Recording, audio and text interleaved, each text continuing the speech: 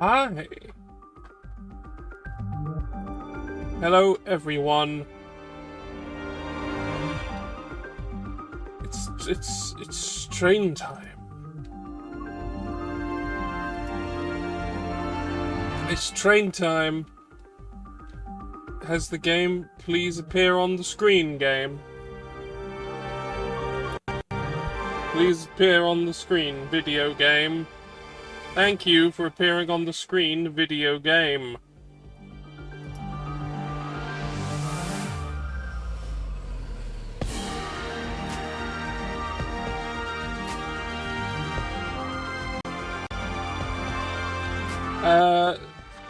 So this year, 80 years ago, on this day, the first book in the Railway series.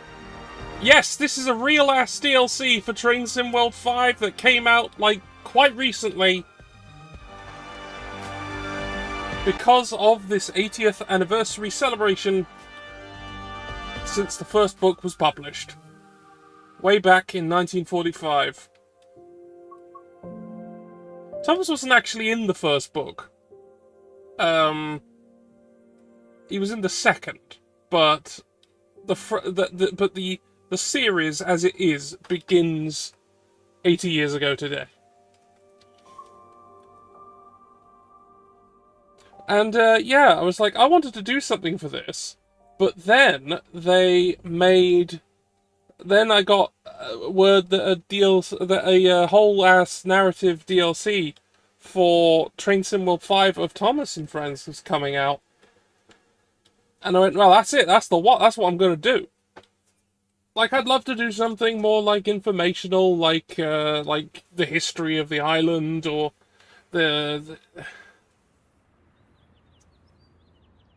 If you want to hear, I can do research into what Soda was up to during the Second World War. That information is out there. The island has a goddamn history. It's well thought out. I would do stuff with that, but I am not a video essayist. So I am not. That is not what I do. You can find people who will tell you things. We're talking about book canon. TV canon is kind of loose. Uh, like it's sort of timeless. TV canon, it just sort of exists in a sort of nebulous era that doesn't seem to correlate to anything. And sometimes stories are told out of order, and things are a bit weird, timeline-wise. And there's not so much you can talk to about the actual, like, history of the island when you're talking about the show. But when you're talking about the books, you really can go quite in depth.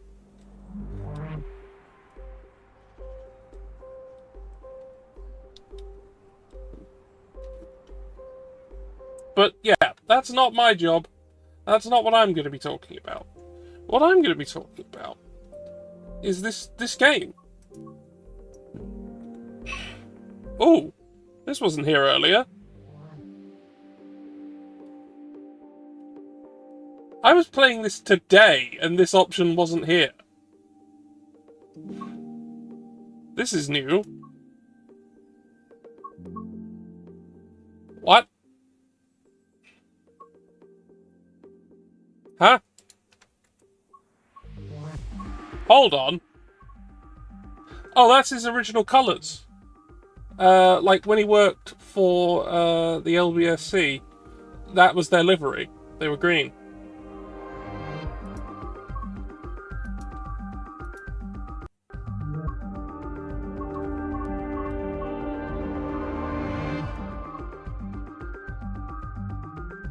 Yeah, because Thomas was originally from the mainland.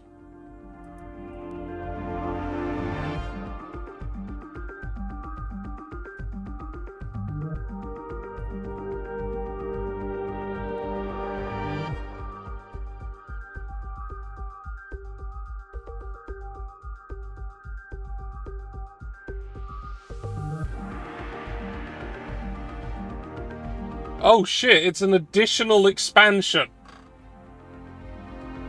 That's what that was. They just went, hey, there's another expansion, Thomas expansion now. Excuse me. Do excuse me.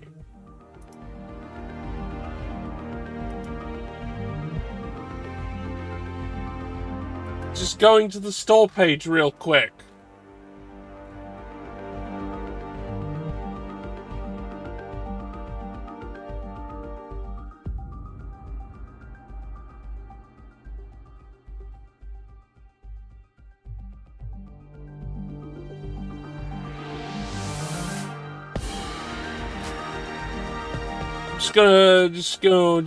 Just go over there, I think.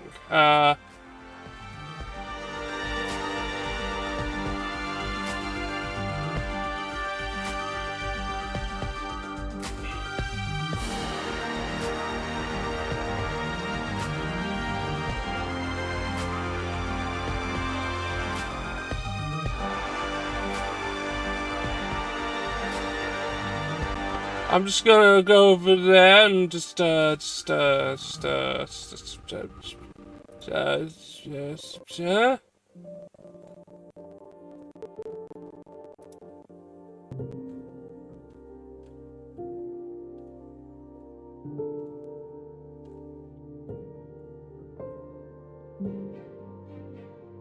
Oh, okay, it's not now. They've just said they're doing it now. Today they said, here, it will be a thing. Well, we've still got what there is at the moment. I can still do these things. I can still do this. I guess it just means I have to do another stream at some point, where I do the other one.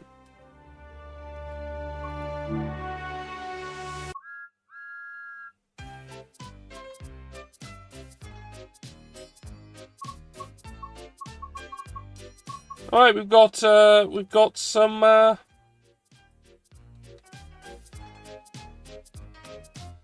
Alright, let's go then, I guess. We're gonna learn to drive Thomas.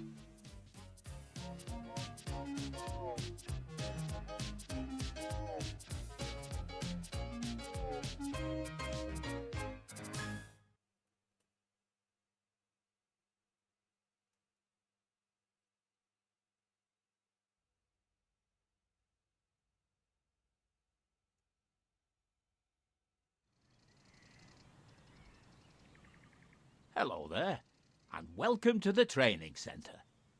Before you can start your adventures on the West Somerset Railway, you will need to learn how to drive Thomas. I recognise this voice. In this short introduction, you will be taken through every step needed to make sure that Thomas is a They are one of the narrators for the show. One of the later ones, but driver in no time. that is one of them. Thomas is eager to get started, so let's begin. Hello, driver. I can't wait to get started and show you what a really useful engine I am. Now, given that there are like 22 seasons, 24 seasons, and only 2 of them were by Ringo Starr,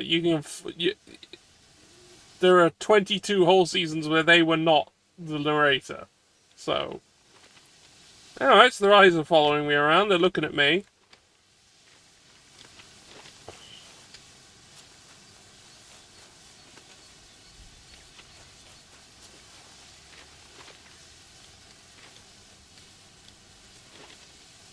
Have a look at this model. Yeah, that's kind of mashed a bit.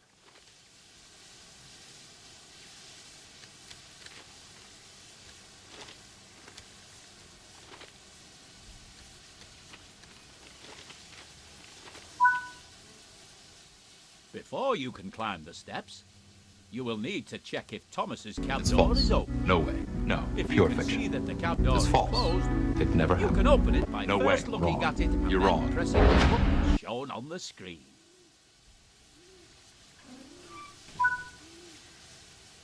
Now that Thomas's cab door is open, you can use the steps to climb up into Thomas's cab.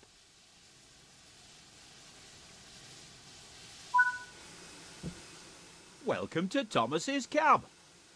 Here you'll be able to learn the controls needed to drive Thomas. Let's get started by first moving over to the driving position. Let's close the door.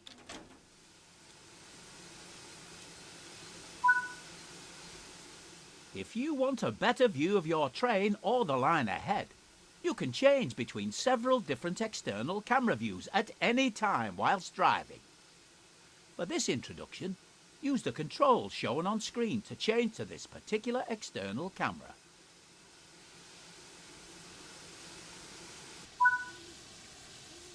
This is one of several external camera views available to you. You can switch between this view and the internal cab view at any time by pressing either of the controls shown here. Would you like to switch back to the internal cab view or keep using the external camera? I'll go to the cab. I'm gonna do this in the cab. To drive Thomas forwards, you will need to use the throttle. Press and hold the control shown on screen to increase the throttle and get Thomas moving. Right, where's the actual thing?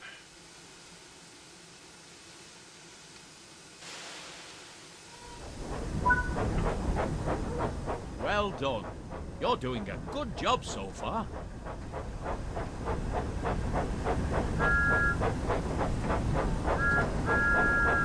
Yep, that's his whistle, all right. To slow Thomas down, or when you want to come to a stop, you will need to apply the brakes. Use the control shown on screen to apply the brakes and bring Thomas to a stop on the blue marker.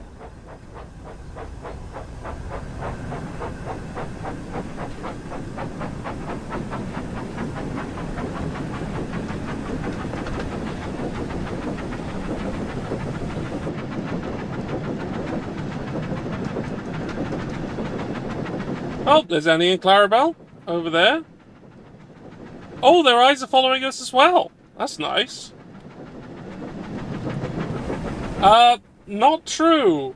Thomas cannot move himself.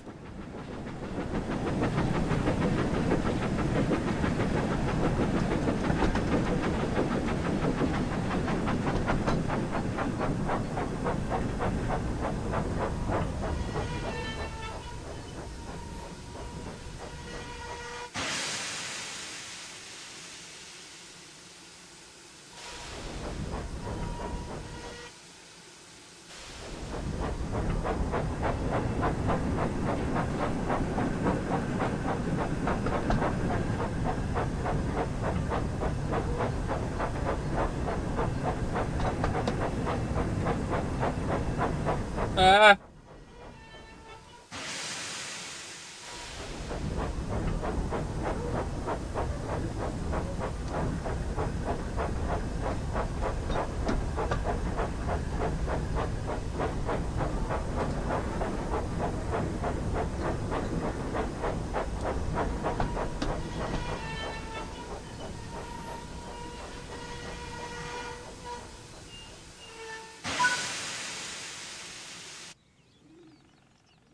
Annie and Clarabelle are waiting in the sidings behind you, and you must collect them before heading to the station.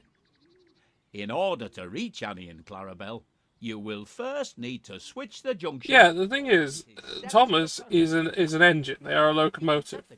They maybe like live alive in the form that they are sentient and sapient, but they can't You can now go and do anything without Make sure people. that as you approach them, you lower your speed and come to a stop as close as possible to them to ensure that they couple successfully.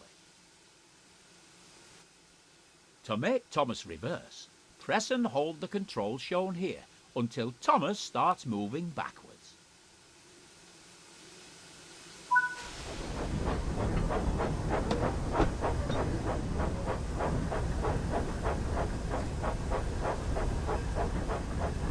I'm gonna need to go external.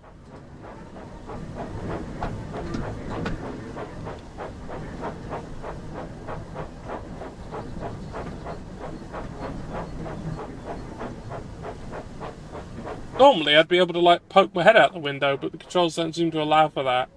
So I'm gonna have to do this.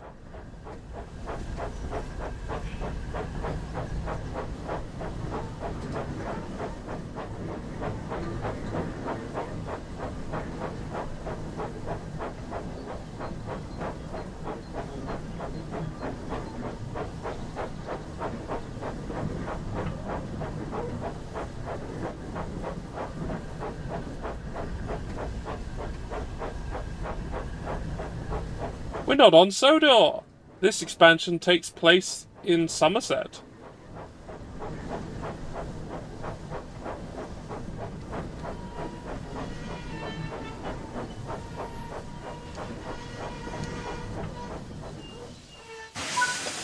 Whoa! Got that pretty much dead on. Hello, Annie. Hello, Clarabelle. Hello, Thomas. Well done. You're now ready to head to the station.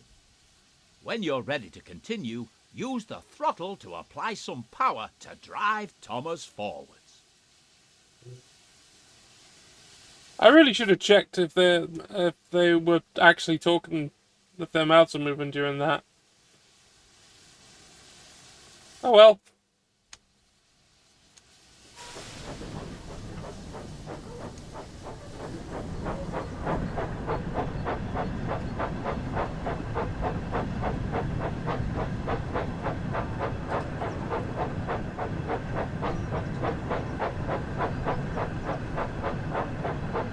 They would have to, but they specifically programmed their eyes.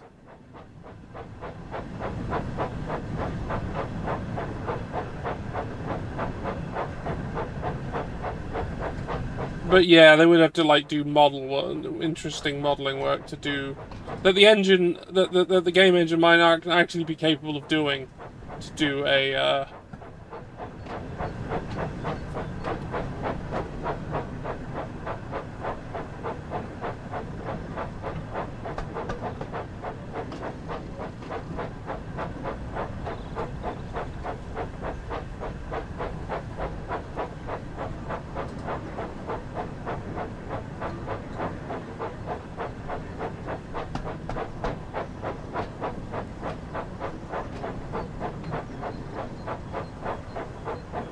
Need a bit more.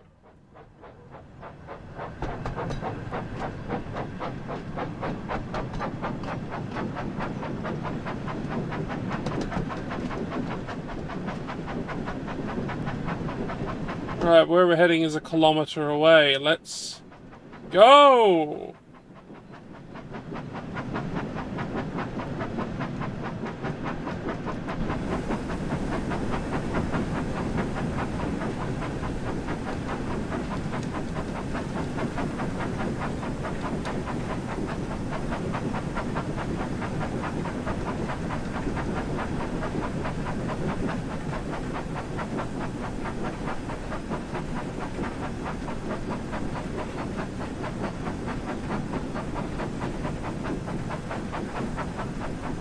Have you never had people blamed for things that aren't their fault at work, Elder Zoe?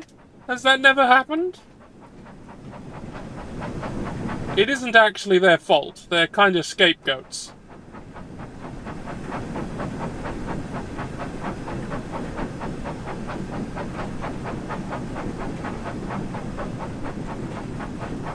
I mean, I could get into the whole metatextual thing about the fact that the entirety of train culture is entirely based around service, and all their self-worth is bundled up in how well they are thought of by humans. You're nearing the station now, so remember to slow down and come to a stop at the platform.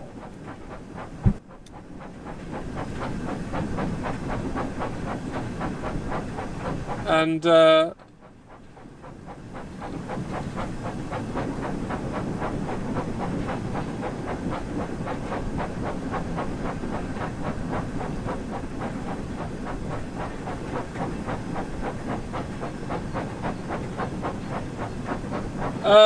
you are not actually wrong. There is a whole sub-theme going through the original books of the dieselization and electrification of rail, causing effectively huge swathes of steam engines to be killed.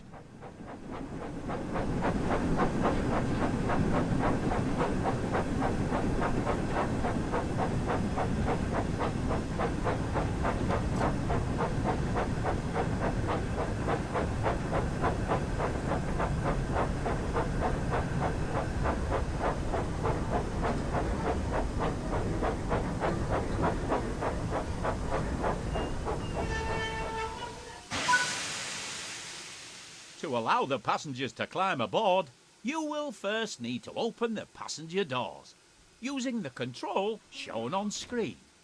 Or I could just do it.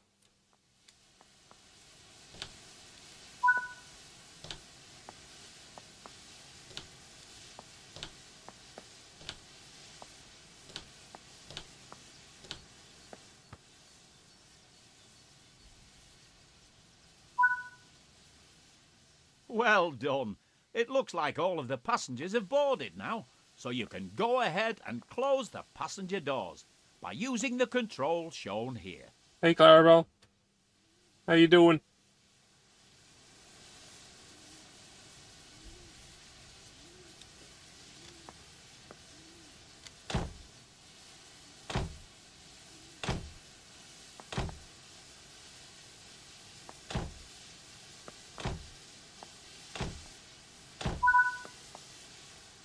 It looks like you're ready to continue to the next station. Use the throttle once again to apply some power to get Thomas moving. Alright, that's the wrong way. Let's go the right way. Now, I've noticed that the controls are a bit simplified in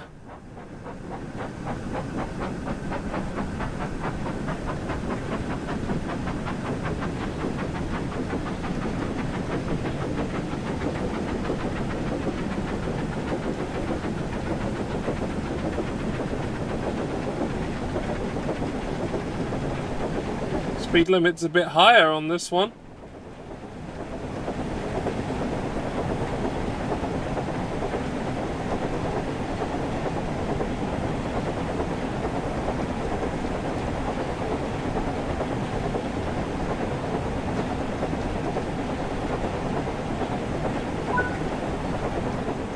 Remember to slow down and come to a stop at the platform.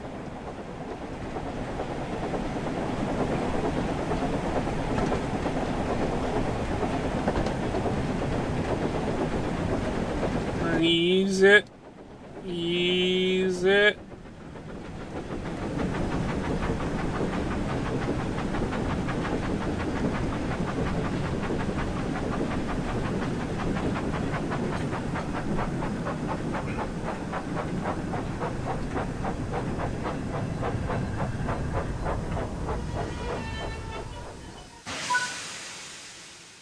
Good work.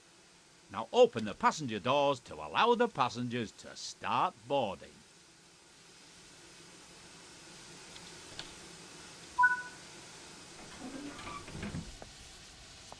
Yeah, you can do like that automatically from the cab in this engine, but yeah, Splendid work. It looks like you and Thomas will make a smudge. great team. And I'm certain you will be an expert driver in no time.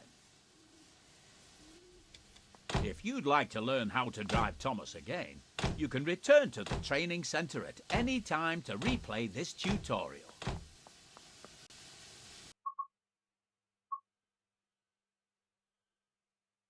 Right, that's the first thing. Now we got the second, learning how to drive Diesel.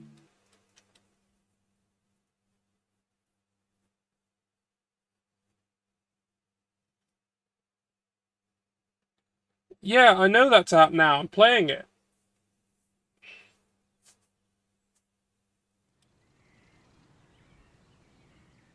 Hello there, and welcome to the training centre. Before you can start your adventures on the West Somerset Railway, you will need to learn how to drive Diesel. In this short introduction, you will be taken through every step needed to make sure that you and Diesel are ready for work. I'm sure you'll be an expert driver in no time. Diesel is waiting for you, so let's get started. Hello, you must be my new driver. I hope the two of us will have lots of fun together. First, you will need to climb aboard.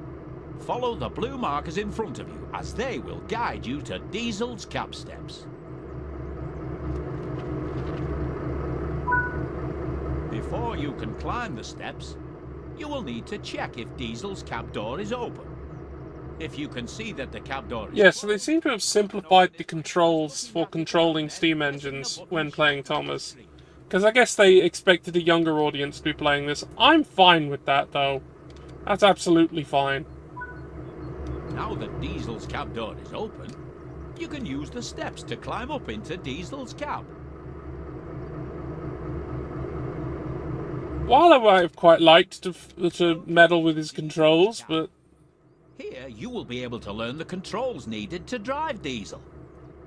Let's get started by first moving over to the driving position. right, let's close that. Let's get in the little chair. If you want a better view of your train or the line ahead, you can change between several different external camera views at any time whilst driving. For this introduction, use the controls shown on screen to change to this particular external camera. This is one of several external camera views available to you. You can switch between this view and the internal cab view at any time by pressing either of the controls shown here. Would you like to switch back to the internal cab view or keep using the external camera? I'll go back to the cab view, thank you. To drive Diesel forwards, you will need to use the throttle. Press and hold the controls shown on screen to increase the throttle and get Diesel moving.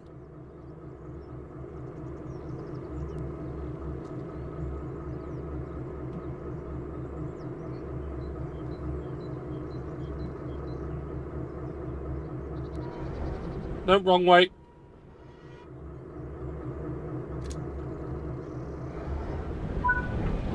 Well done. You're doing a good job so far.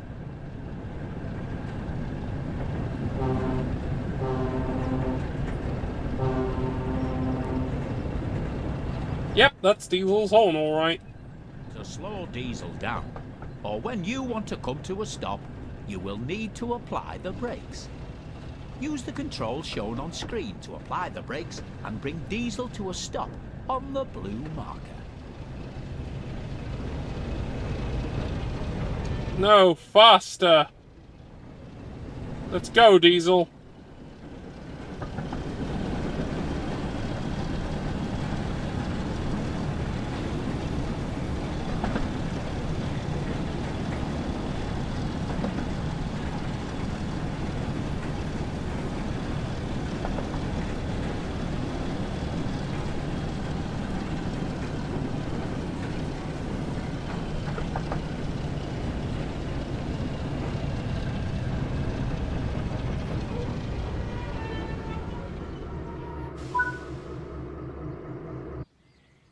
Oh dear.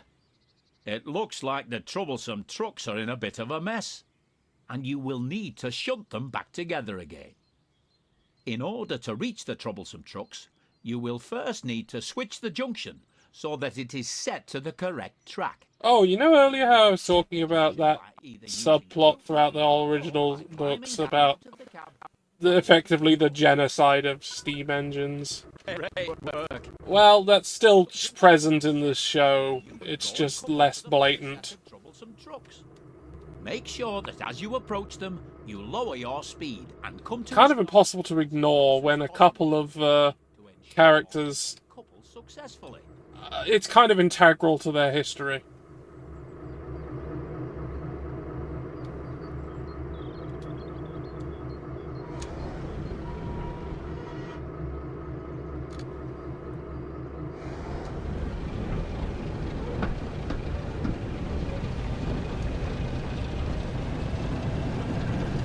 Well, when you take it into the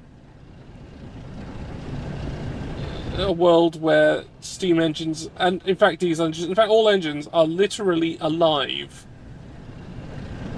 effectively what you're doing there is culling your workers.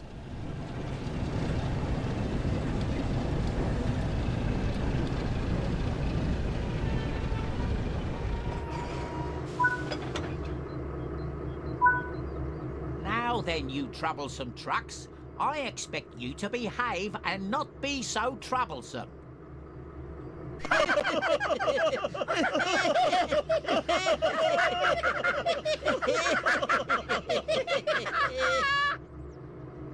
Now that you're coupled to the first set of troublesome trucks, you will need to reverse back to the junction to change the track so that you can reach the next set.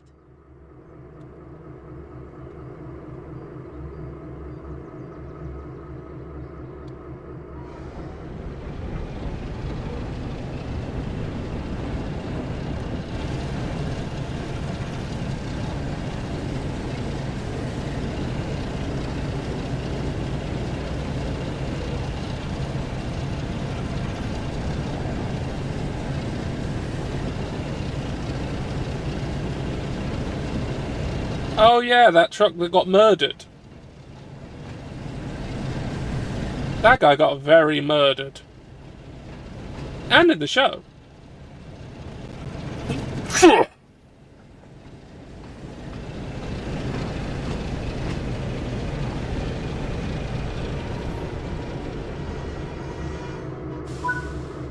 Use the junction highlighted to change the track and then head into the siding to couple to the second set of troublesome trucks.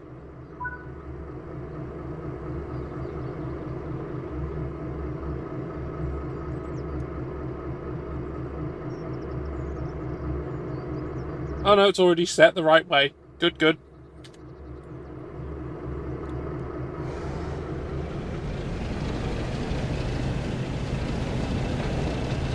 Don't want to go too fast doing this. Oh, there's like at least one episode I know where an actual engine fucking visibly dies on screen.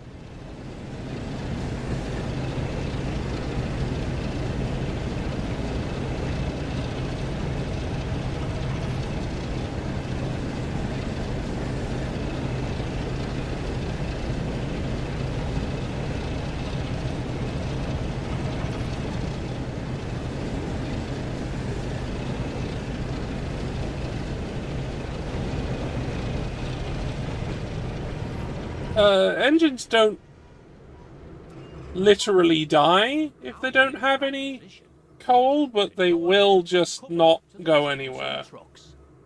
This can be done by either using the external camera to select the coupling or by walking over to it on foot.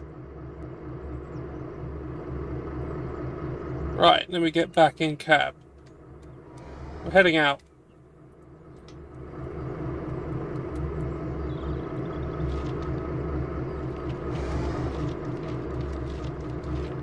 That is true.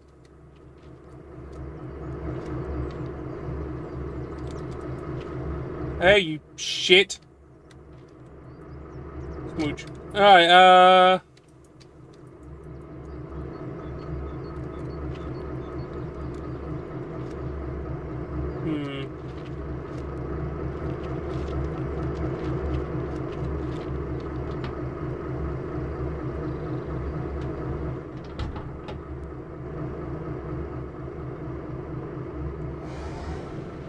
Whoops.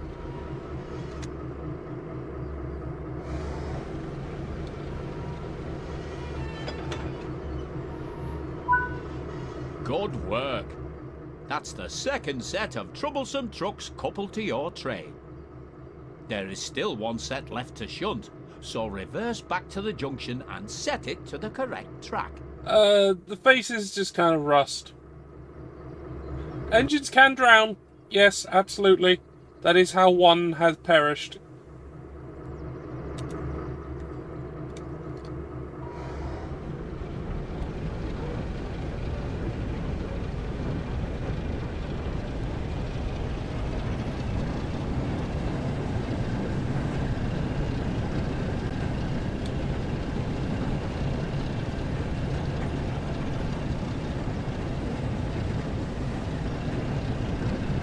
If the TARDIS is locked into a train engine shape, it would be far more mobile than it usually is.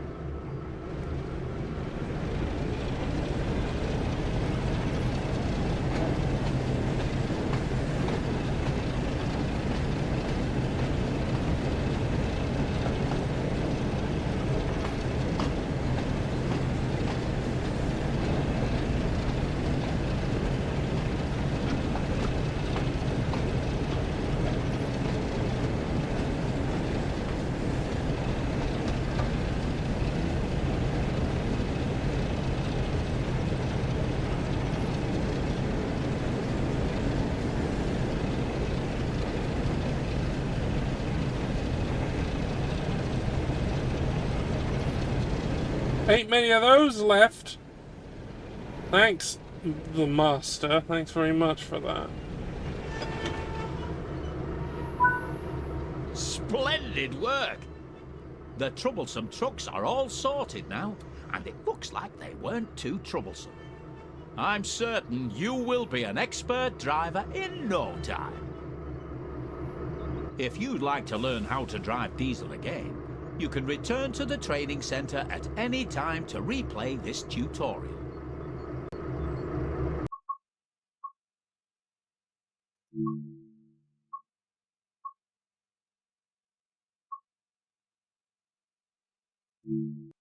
Time for the next chapter of the DLC.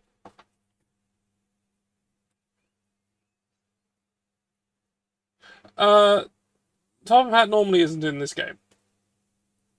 They're just here for this.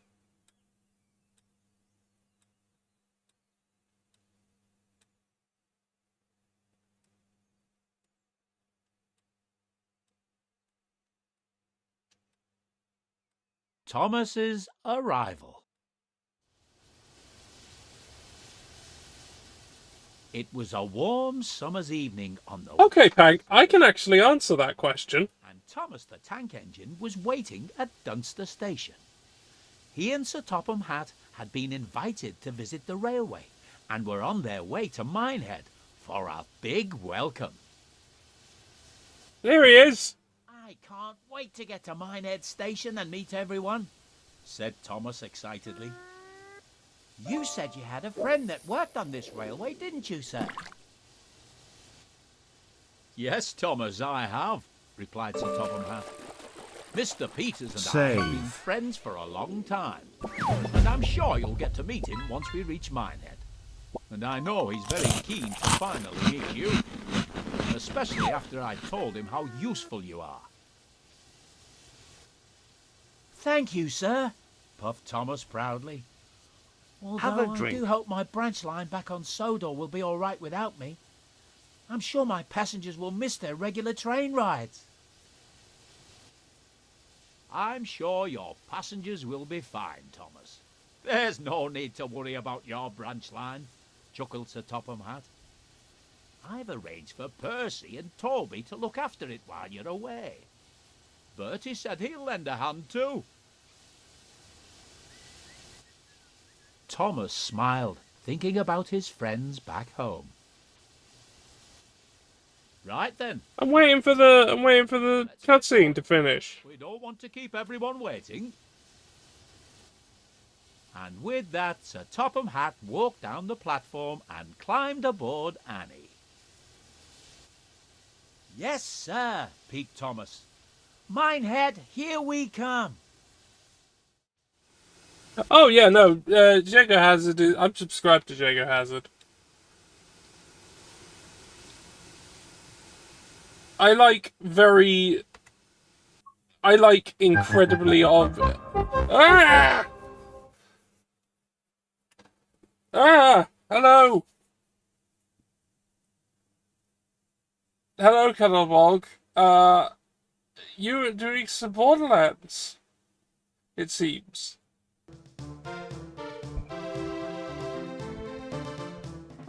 What? Oh no. Hello.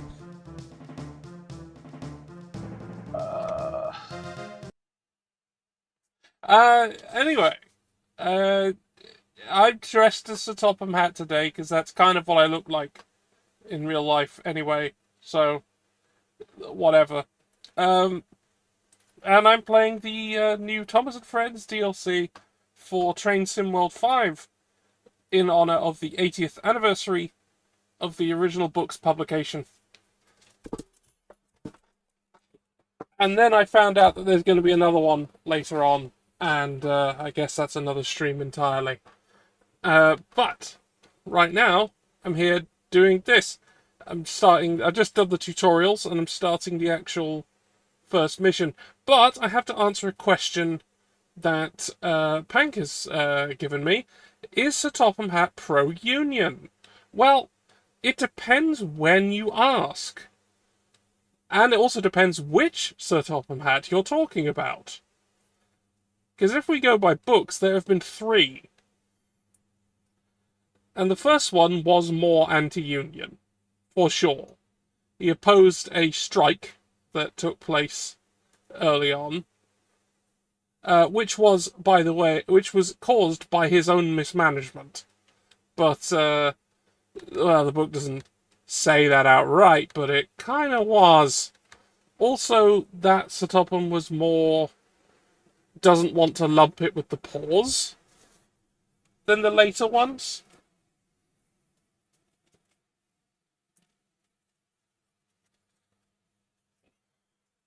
Basically, as you go on, the Tophams, each successive generation of Topham Hats get more and more left-leaning as they go.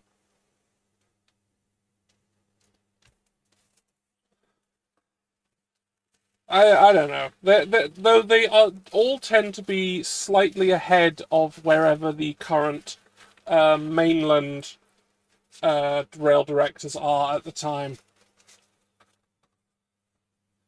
Because he's always generally a better option for engines than whoever else is around at the period.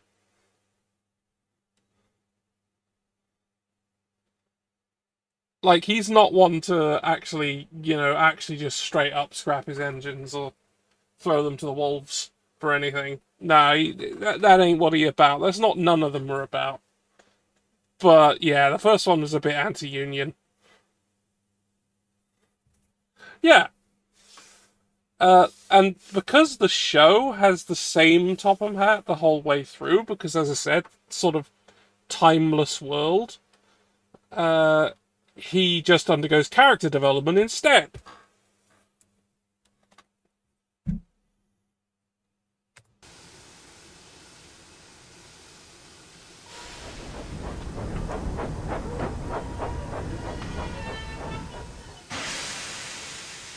I earned XP in using Thomas.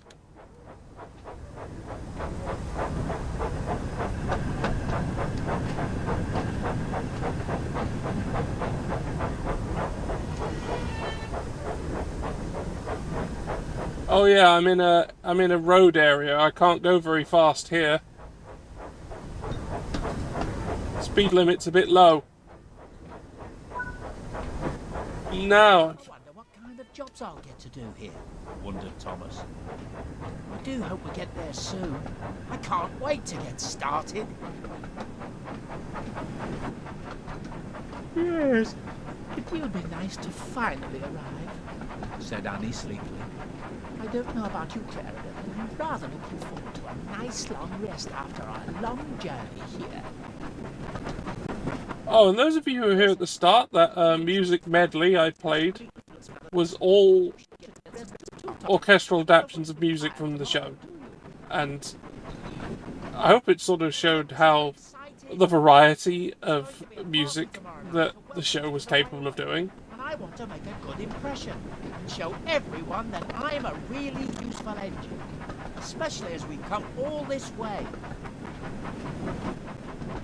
We understand, sympathised Annie. But as Clarabelle said, you don't want to end up being tired and running late on your first day. Who's this guy? Despite his excitement... I know, it's Thomas's fireman, as rendered in engine, but...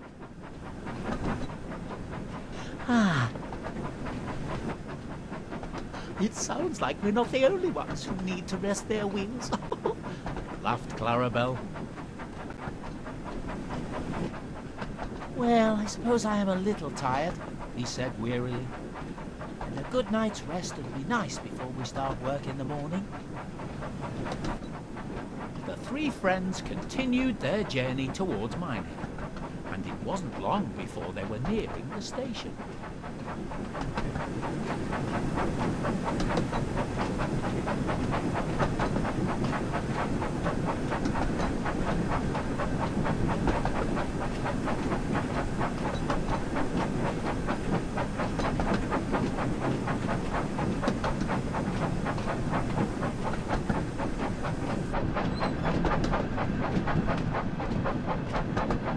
Thomas is having a nice look around, it seems.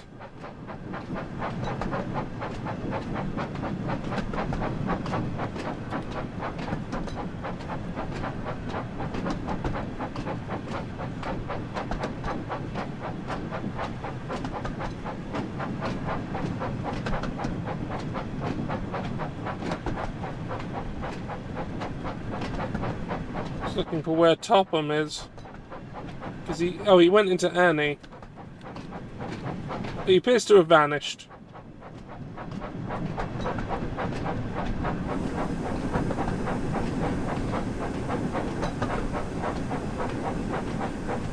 Yeah, if Elon Musk came to Sodor to do things, I think the Fat Controller would pull a Henry special and brick them up to never be seen again.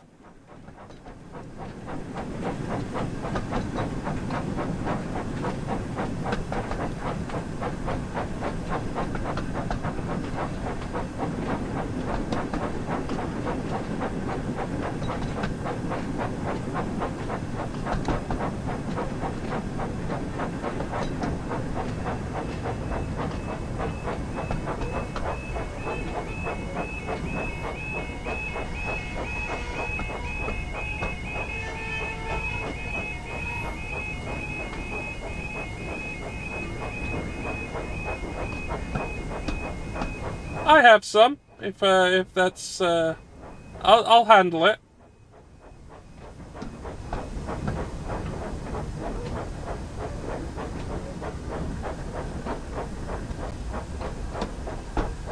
Well, Omicron, notably in one of the first stories, when one of his engines refused to move. Oh no, I need to move forward a bit more. He refused to leave the tunnel because he didn't want his paint to get ruined by rain. He went, okay, and just bricked up the entrance, bored another tunnel next to the tunnel, made another line, and just left him there.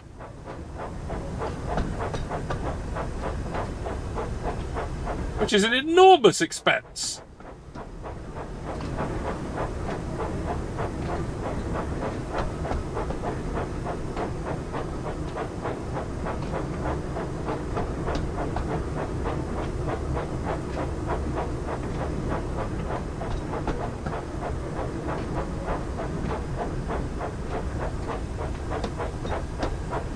But when you... Yeah, he does. He does. He gets out later. But notably, the original story ends with him just being there.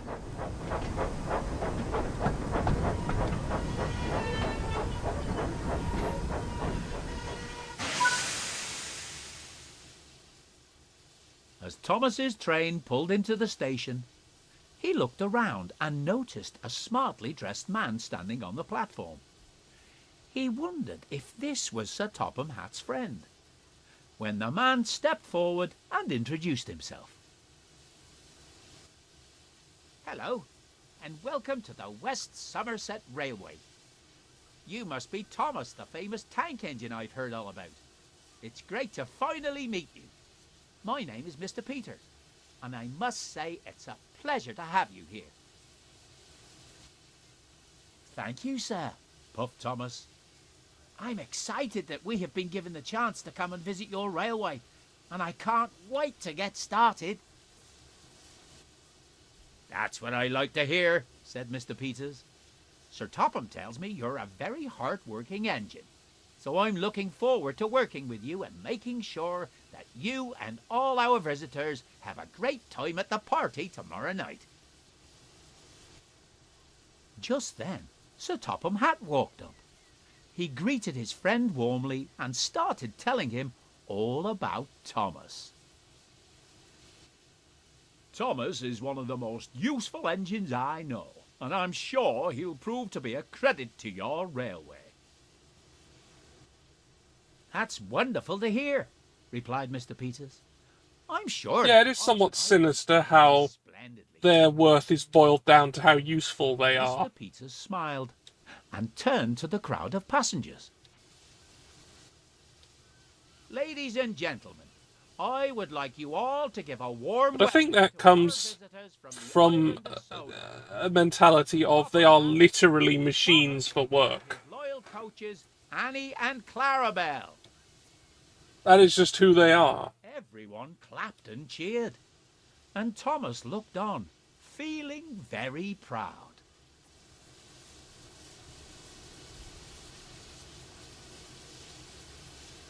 And yeah, But no one noticed that a familiar diesel engine was watching them from afar.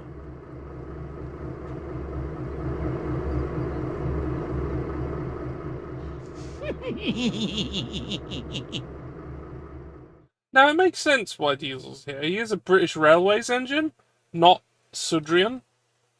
But he becomes Sudrian in the show later, like in the CGI era, but not in the books or the model show. Like anytime he's on Sodor, he's on loan from British Rail.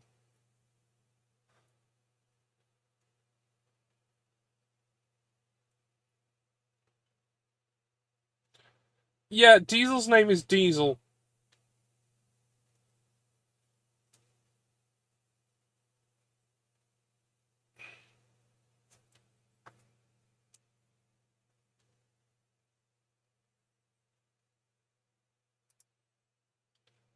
Anyway, we're going to be playing as Diesel, it looks, next.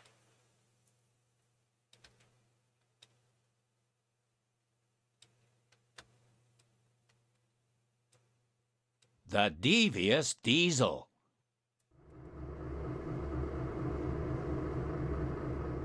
Early the next morning, Diesel crept into the station. He looked to see if anyone was around and saw that Thomas was sitting outside the shed dozing. He also noticed that Annie and Clarabelle were sleeping too, and an idea came to him. What a good idea, Diesel thought to himself. If I shunt those trucks in front of them, then Thomas will have to spend even more time getting them back. Thomas won't be a really useful engine if he's late. And on his first day, too. Chuckled Diesel deviously. I must be careful not to wake him, though.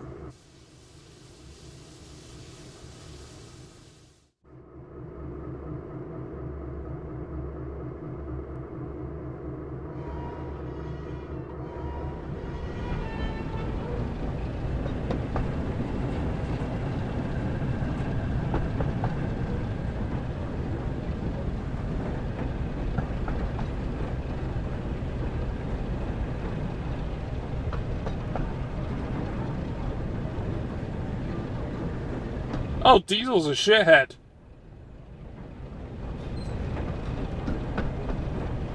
Like, he only gets character development in the CGI series. And he's like the only character who comes off better in that show than anyone else. Because it's crap. But they actually bothered to do something with Diesel.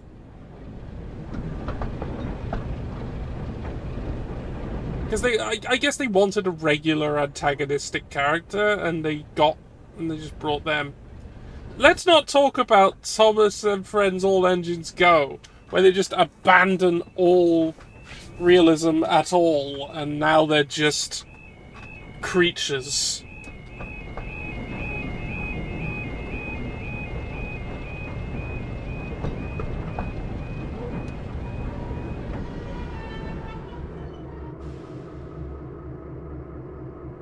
Me, Thomason, I believe you are making it up.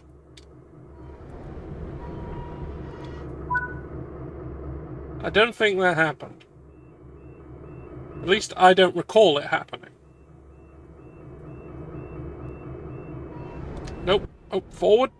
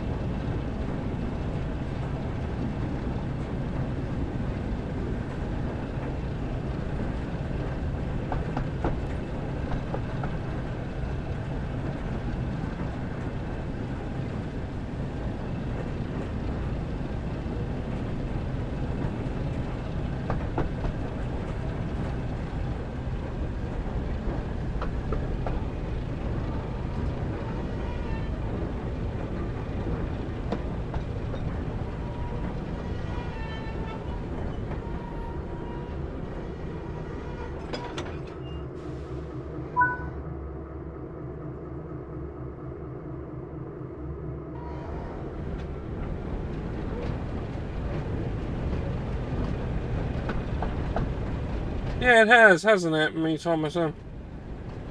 Really has.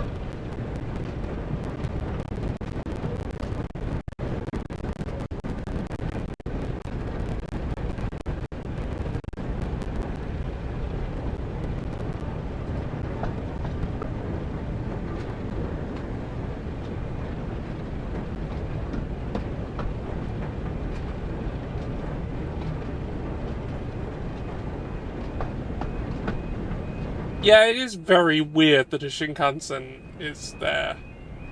Yeah, Sodor does not have the infrastructure or the railways that would support a Shinkansen.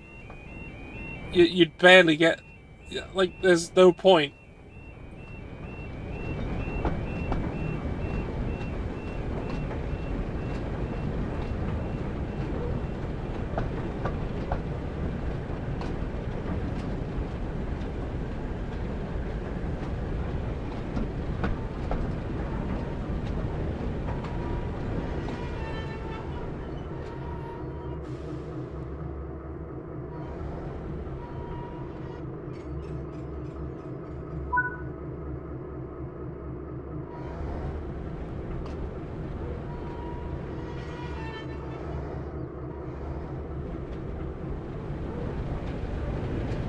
Okay, so one of the first trains on Sodor, being Hero, never made any sense, and that was an invention of the CGI series.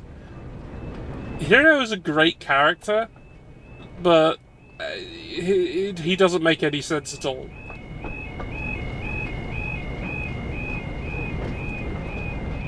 Like, the actual first engines on Sodor from the books are long dead.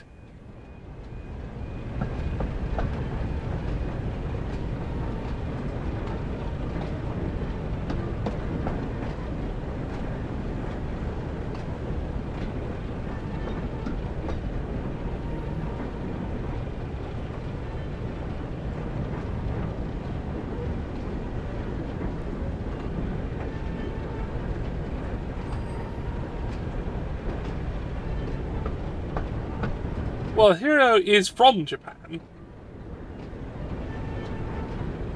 and was brought over.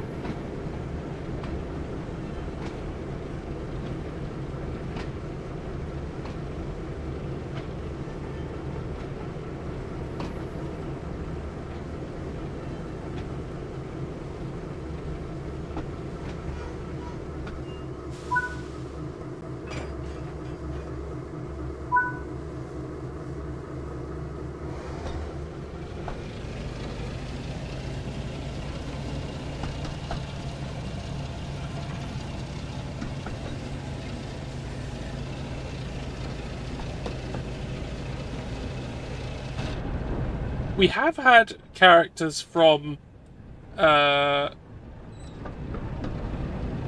African backgrounds, but they are still grey. Their faces are still grey.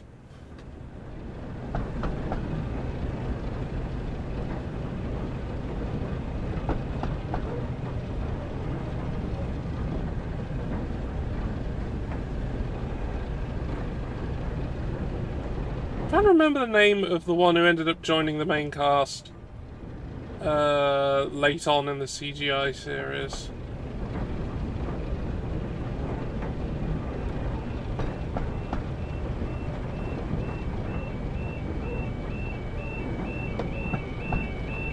Nia?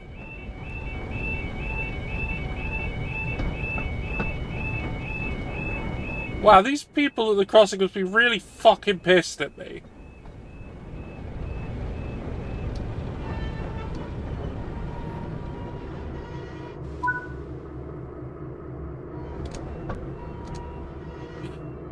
I keep crossing over this bit backwards and forwards.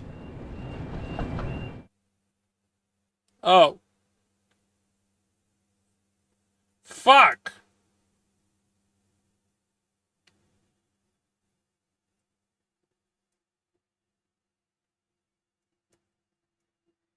The devious Diesel. I'll do it again. Early the next morning, Diesel crept into the station. He looked to see if anyone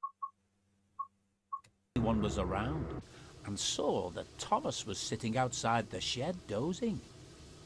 He also noticed that Annie and Clarabelle were sleeping too. And an idea came to him. What a good idea, Diesel thought to himself. If I shunt those trucks in front of them, then Thomas will have to spend even more time getting them back. Thomas won't be a really useful engine if he's late. And on his first day, too. Chuckled Diesel deviously. I must be careful not to wake him, though.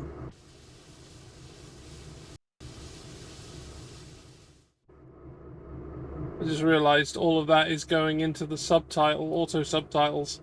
Gotta stop that. Because it's already on the screen.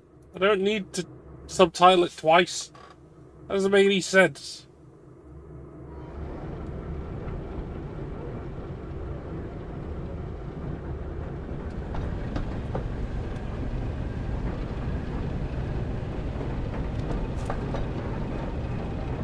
Let's do it from an exterior view this time.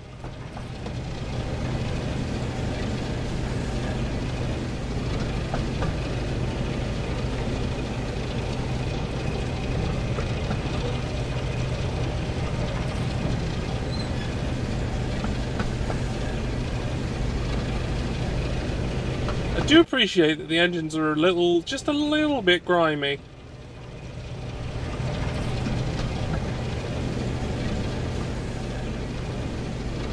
Oh look, a person watching me do this.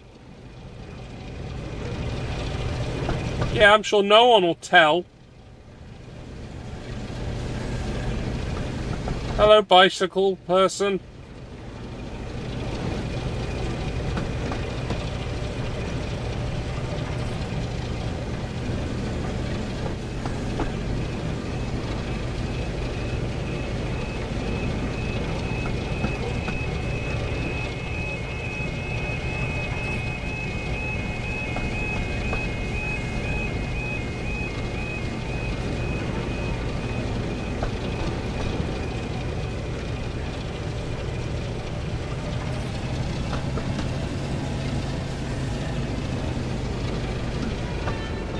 Overshot.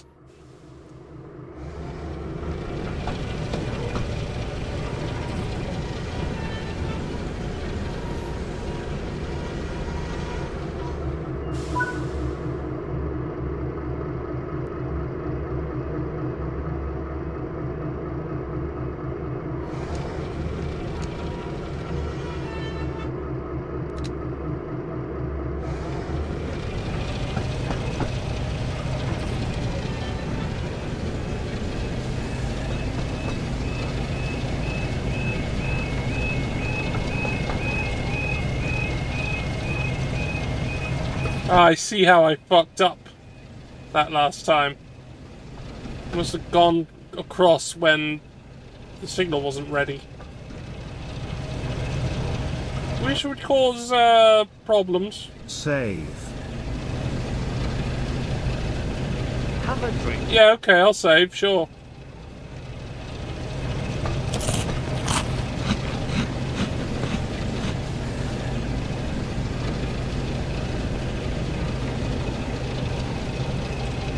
Alright, and I'll do the other things as well. I got a drink here.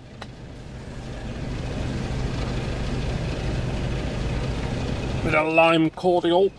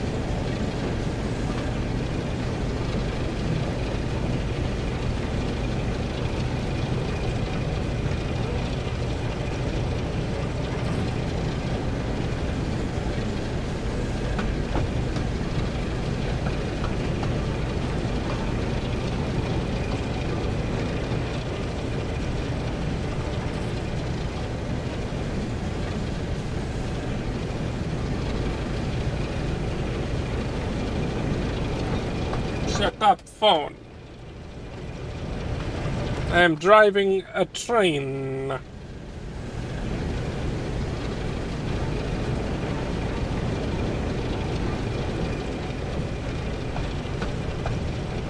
Hello, cyclist. Again, oh, thanks for ringing at me. What?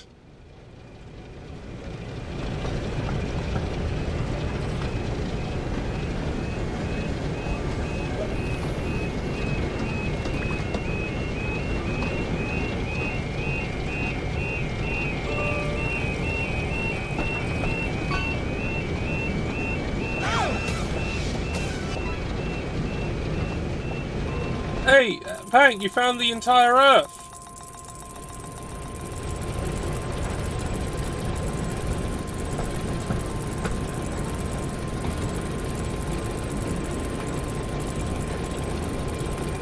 You fished out the whole Earth.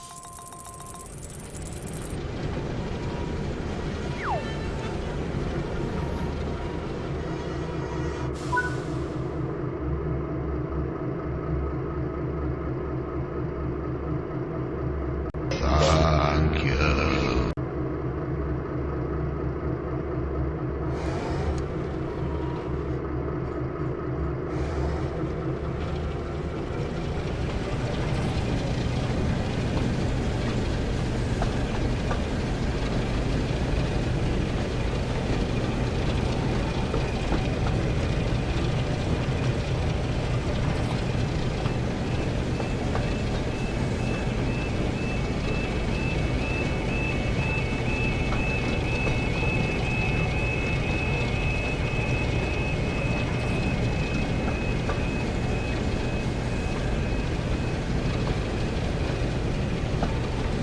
That's a different cyclist. Oh, thank you, cyclist.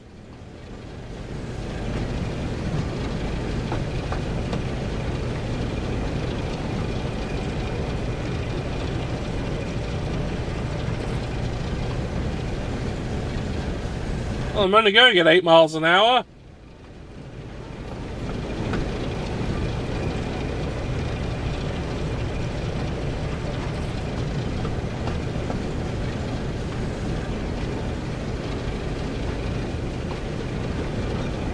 Doing shunting work, you can't do that quickly.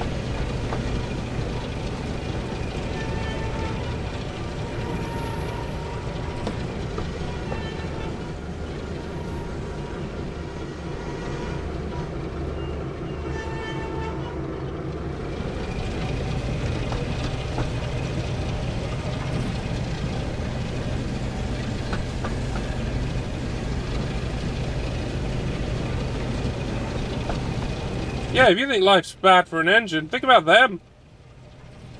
They can't do anything.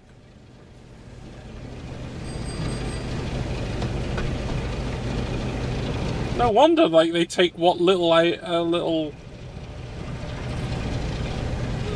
tiny little bits they can do by just, like, moving a little bit and slamming engines and maybe murdering them and themselves. Maybe causing their own deaths.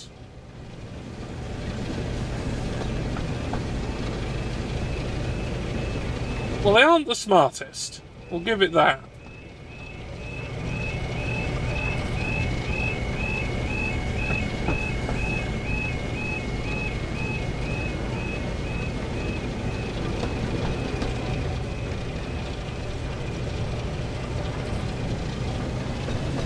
Oops.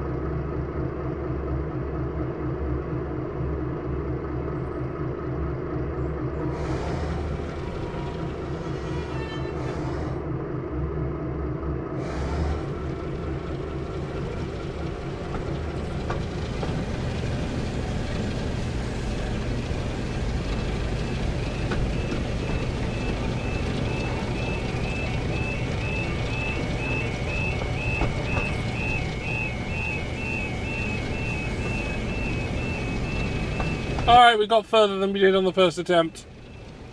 I wasn't keeping track of signaling. Now I am.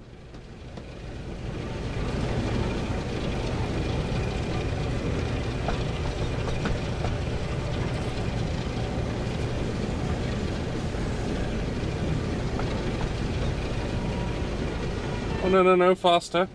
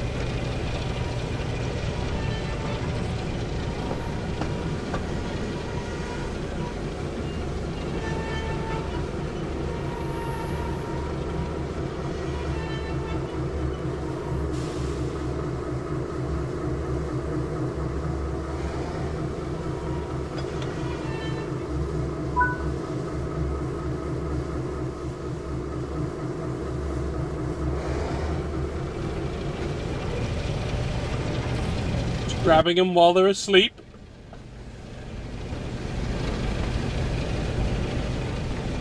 Yep, they're still asleep.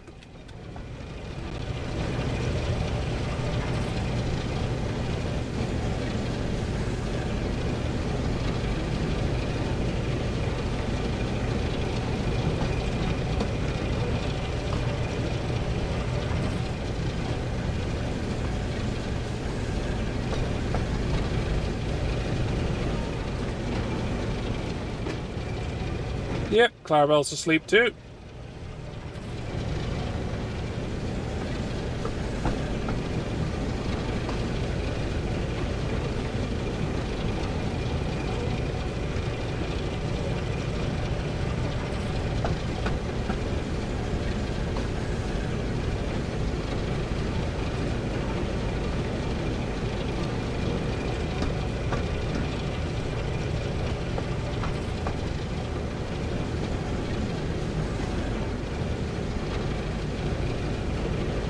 Let's not forget, Diesel is pro-genocide.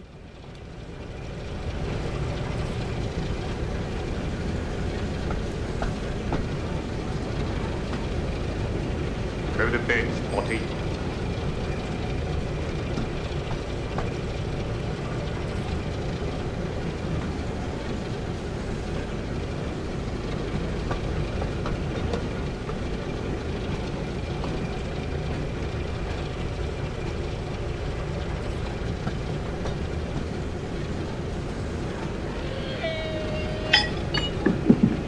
Oh, got it.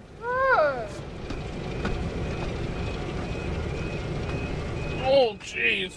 I'll steal it! No one will ever know!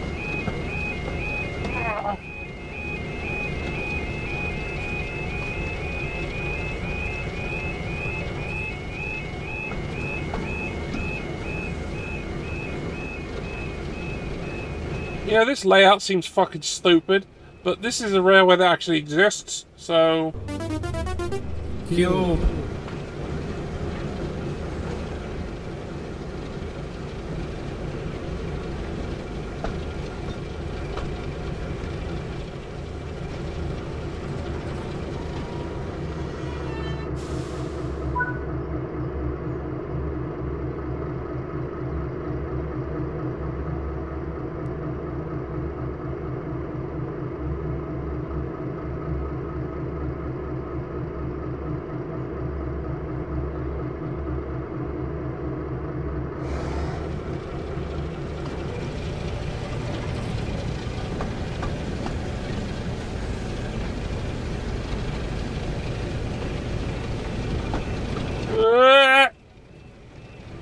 This is where...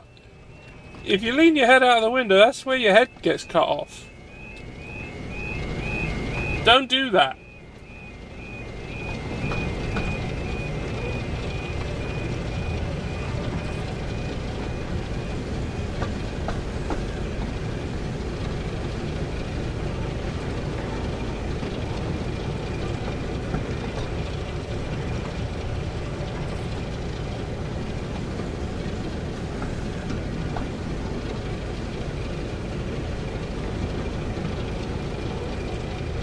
Oh, cool.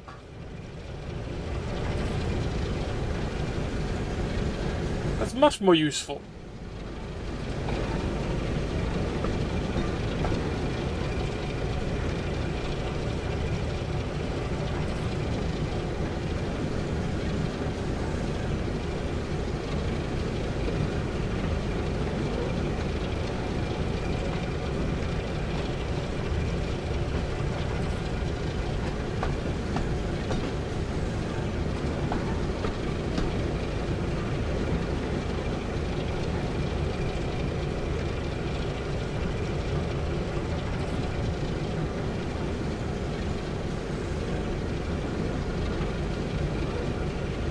Now, Diesel is a bit of an idiot here. Because, well, actually, they might not know that Thomas's original job was a station pilot. I.e., the person who goes and fetches all the coaches from sidings and things. So they're very practiced at it. They know what they're doing. So if someone does this to them, they'll much more easily be able to get them out than if they were any of the other engines who hadn't had experience doing this.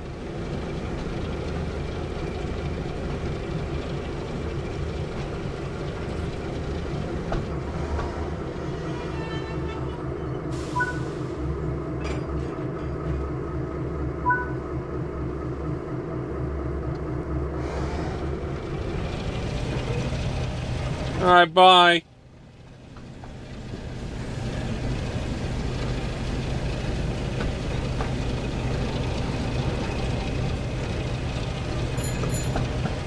Hey.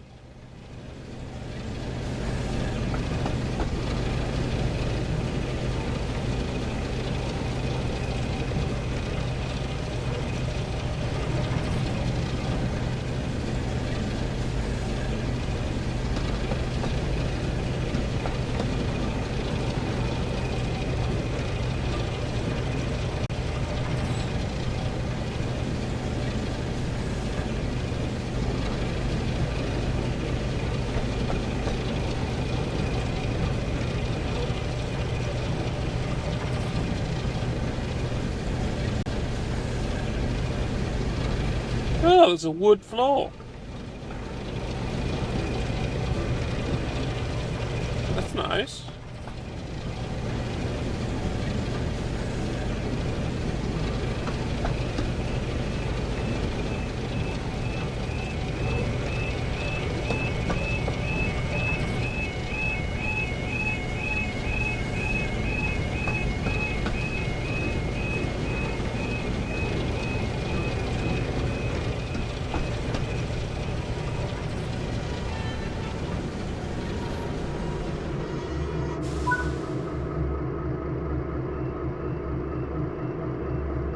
There's a lot of shunting going on in this one mission.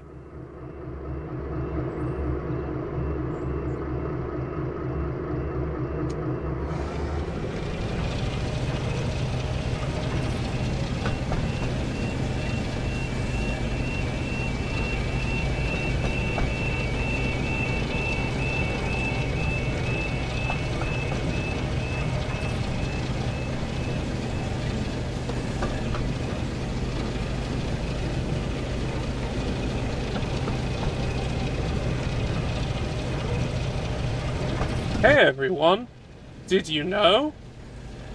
In one of the earlier Railway Series books, in the first printing, and only the first printing, the N word is used.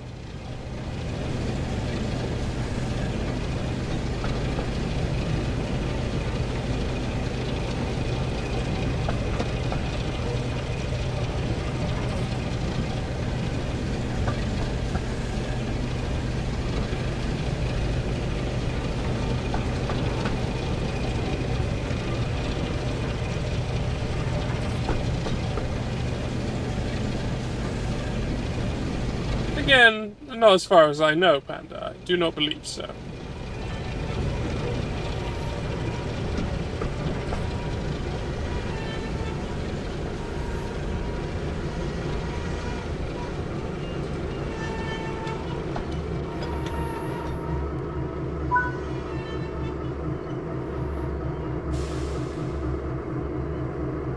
Alright, let's get out. Let's take these trucks with us. Gotta go back beyond the signal again. Again. God, shunting in this area fucking sucks. There's a goddamn road cutting right across the point where you change bloody tracks.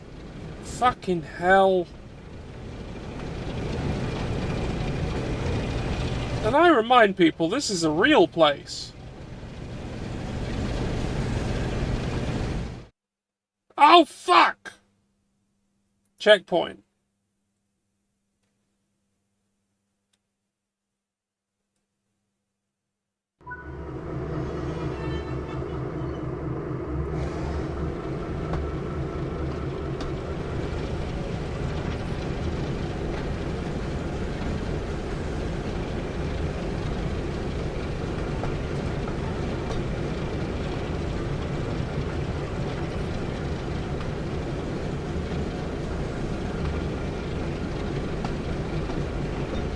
I passed a danger signal and didn't notice.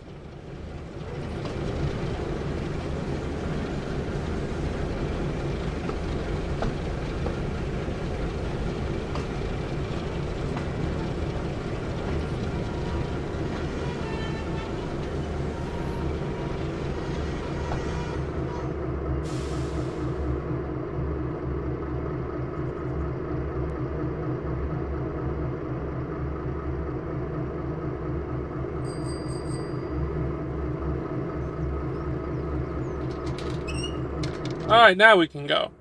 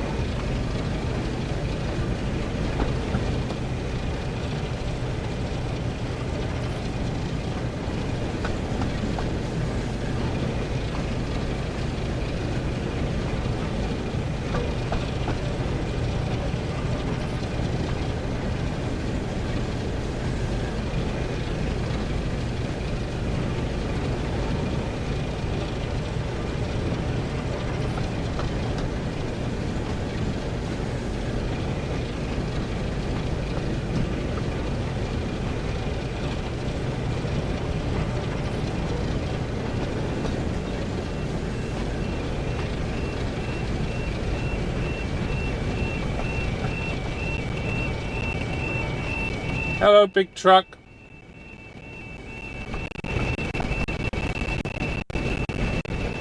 Not like these trucks. Road truck. Well, more of a van.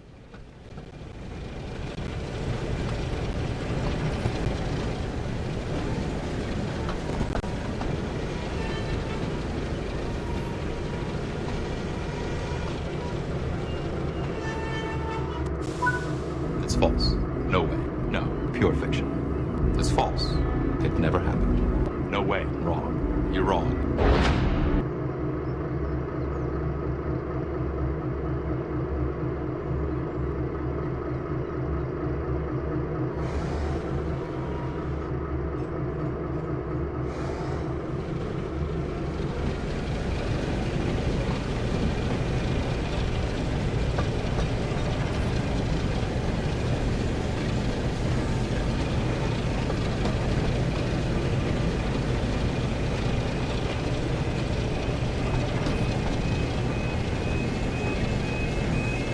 There's no garbage today, right?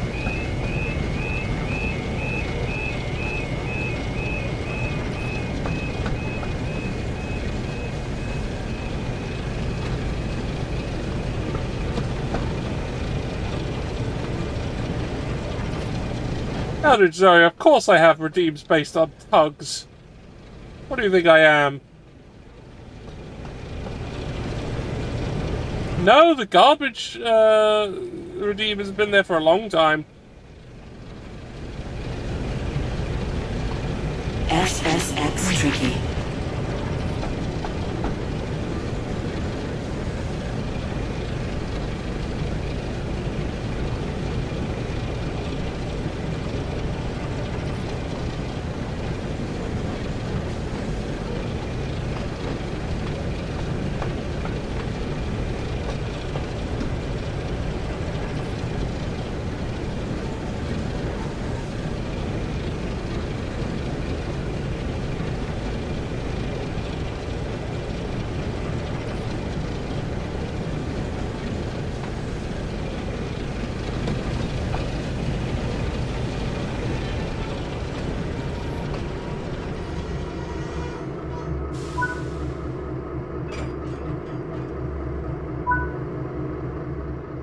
Let's see what Sir Topham Hatt thinks of Thomas now.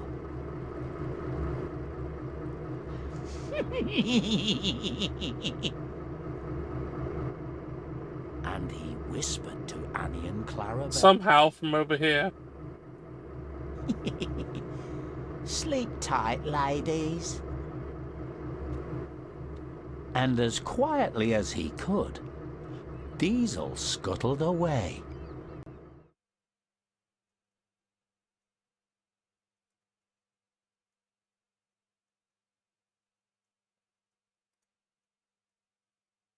Alright, let's go! Confusion and delay, of course.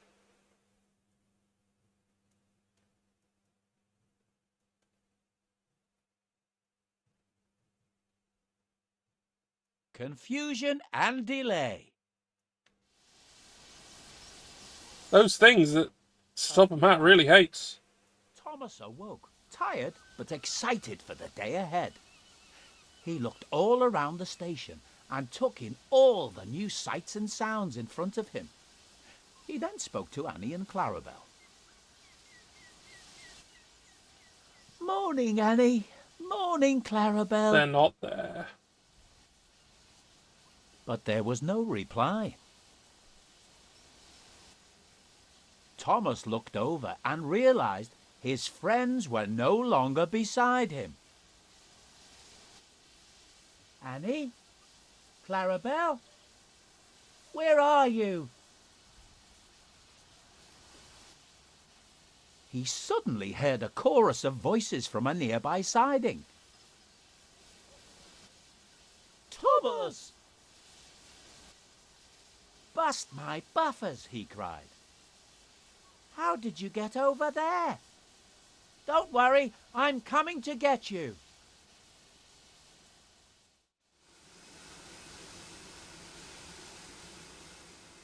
It looks like those troublesome trucks are still in the way. We need to move them before we can rescue Annie and Clarabelle.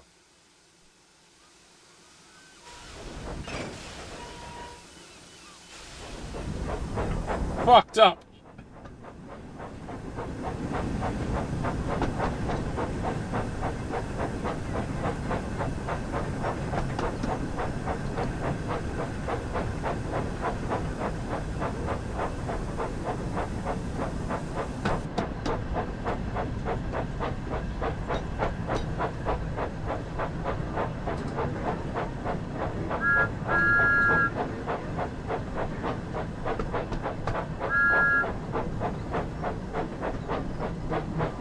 Oh, I got XP for using the whistle. Oh, nice.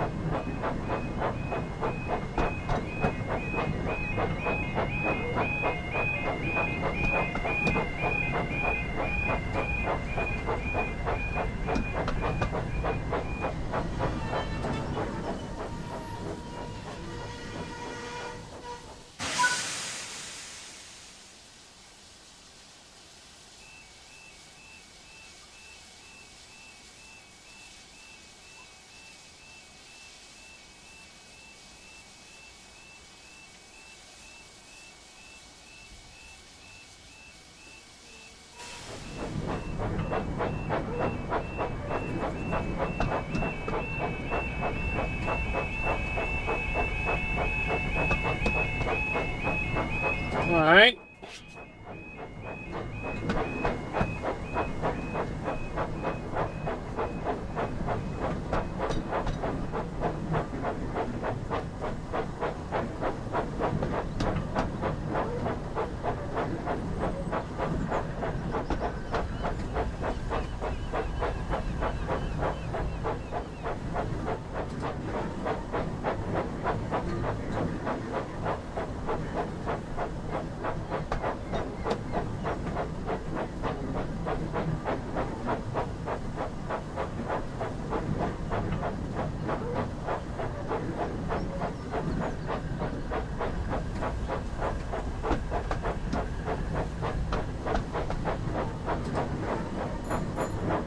Hey.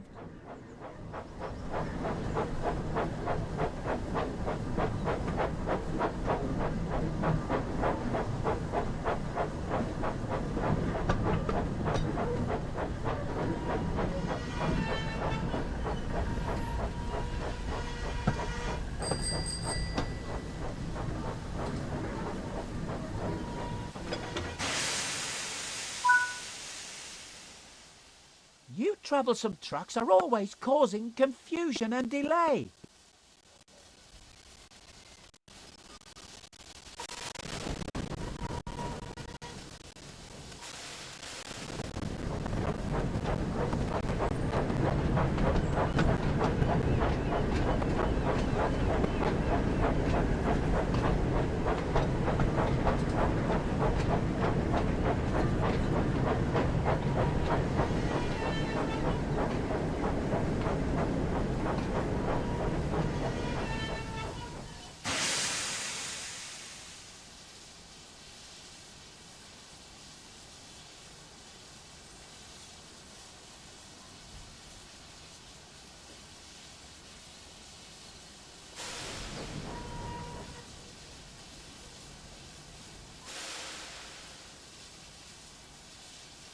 Fuck it, I'll go, and if it ends up being bad, then it is.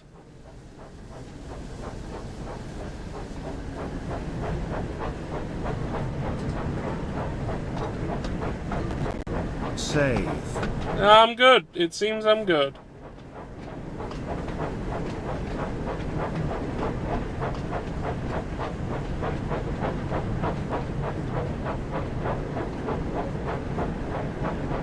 Look, a box full of mechanical levers that connect to fucking miles of machinery. And it's all fucking analog. It's ridiculous.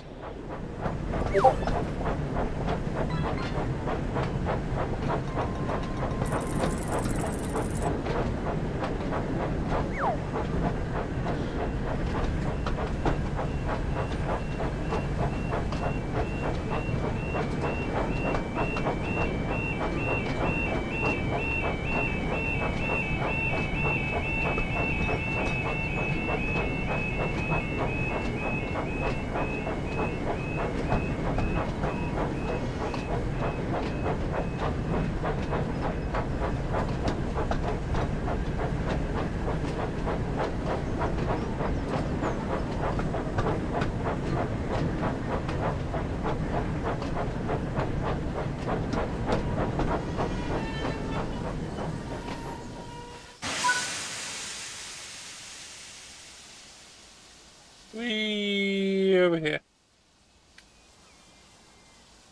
So now I can see better. Alright, now I can go.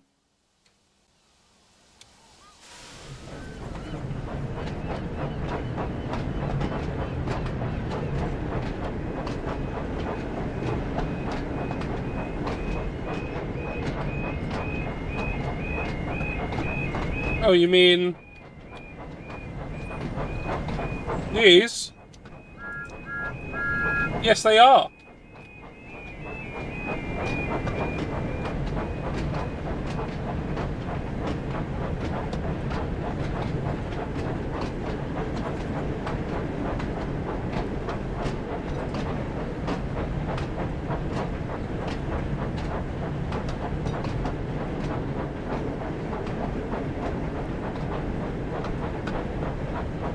Stop looking at me, truck. You don't know me.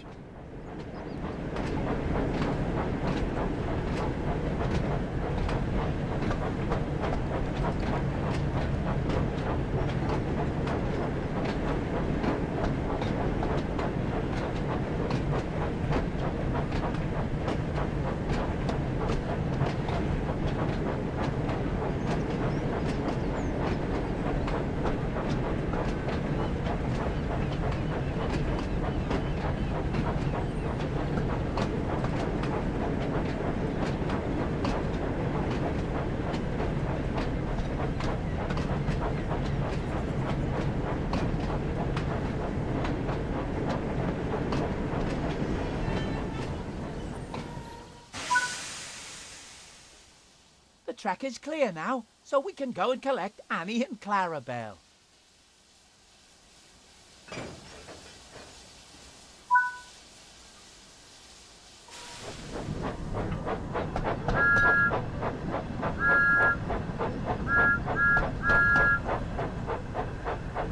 Oh, they blink when they do that. Okay.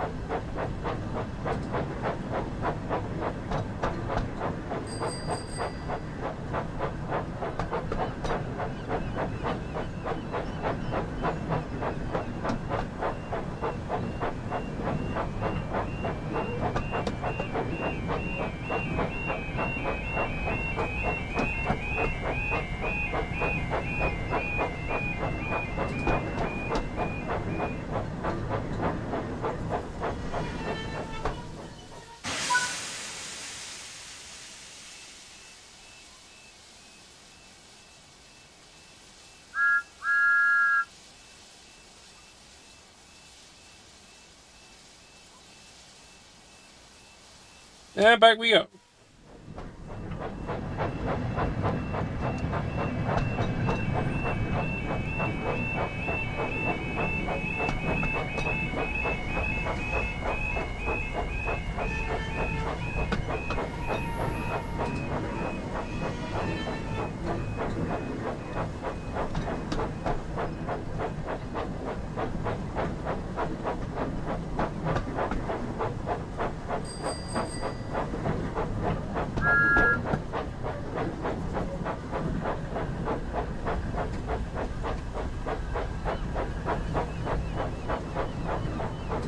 That guy's been here throughout the whole thing.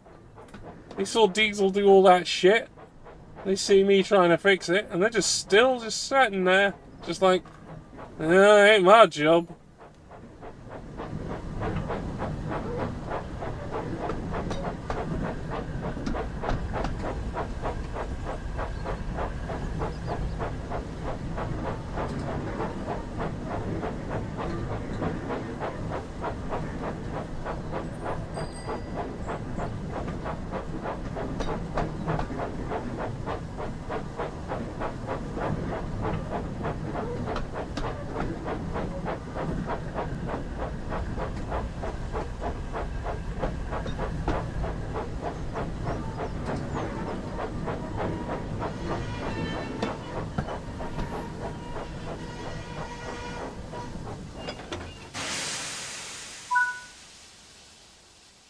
Hello, you two. It's good to see you're both okay. But how did you get here? We don't know, Thomas, cried Annie. Perhaps an engine from this railway put us here, thinking we were just ordinary coaches. That is strange, said Thomas, puzzled. Maybe it was by accident. But we can't stand here all day, he added. We still have a lot to do before the special event tonight, and now we're running late, so we need to hurry.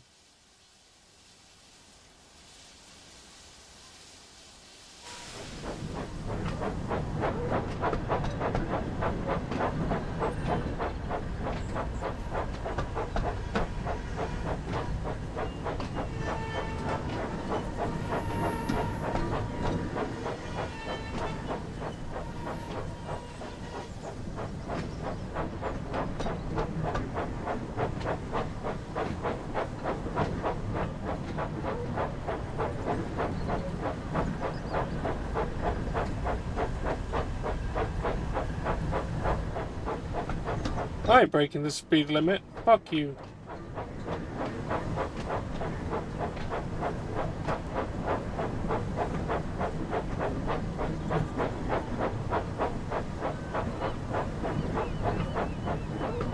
Oh, it won't let me be inside objects. It'll move me to when I'm not inside them, and then move me back once I've gone round them. Okay. Nice camera, I guess.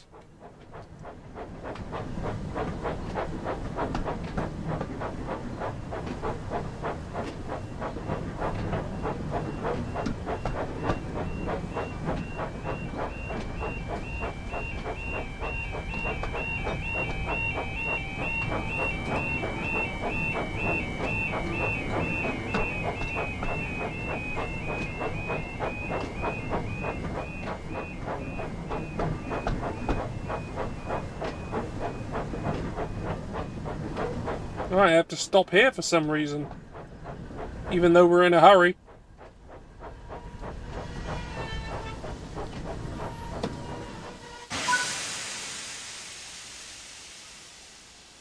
Oh, yeah, okay, I need to start from there. That makes sense.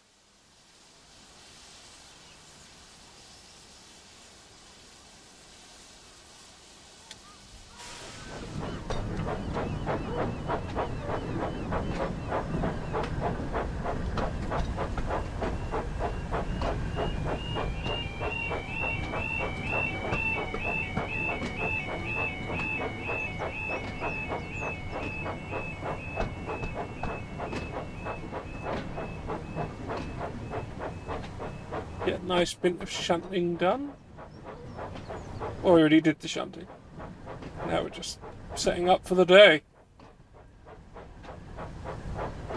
With passenger service.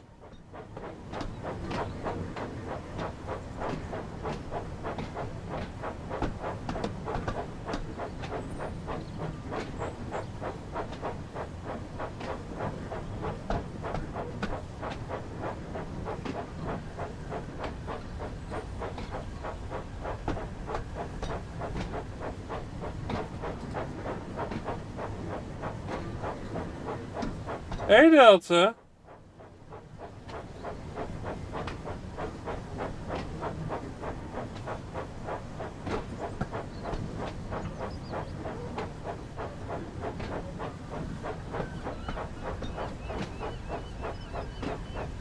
You do, Delta. They're both here. And there's Thomas up the front.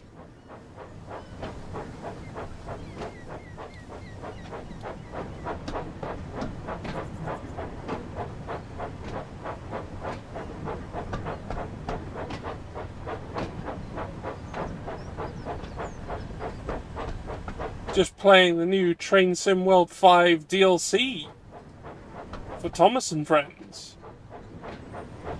And then discovering that there's going to be another one later on.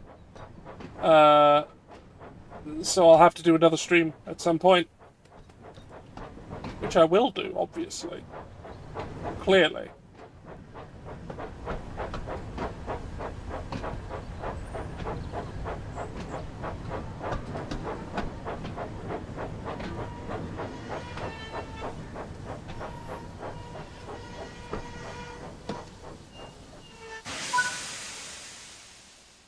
Thomas arrived at the platform, and the passengers began to climb aboard Annie and... No, there's no Sodor He lines was waiting. at the Mr. moment. Peters walked up and It's greeted using him the warmly. Somerset lines. Morning, Thomas. I hope you and your coaches are feeling well rested and ready for work. Yeah, so Thomas is visiting the Good Somerset. morning, Mr. Peters, sir. Yeah, no, it's actually one of the narrators from You the certainly show. are, and we're looking Who's forward to narrating. starting our journey. I'm sorry we're running a little late this morning. That's all right, Thomas, said Mr. Peters kindly. Just make sure you try and make up for the lost time. I'll try, sir, puffed Thomas. Mr. Peters smiled. Sure, he did.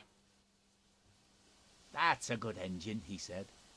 Our passengers are our top priority here on the West Somerset Railway, and we must do everything we can to ensure that they all have a wonderful time. Don't worry, sir. We'll make sure they all have a great time. That's what I like to hear, continued Mr. Peters. It looks like you're almost ready to go. But I'll be sure to come and find you later and see how you're getting on. And with that, he turned and walked away to attend to other things. Thomas was still waiting for the last of the passengers to get on board, and he was eager to set off. Luckily, he didn't have to wait for long. It looks like everyone's on board, called Clarabelle. We're ready to go now. So did I, Delta. So did I. That's good, puffed Thomas. Let's get going and see if we can make up for lost time. Right, I finished that mission.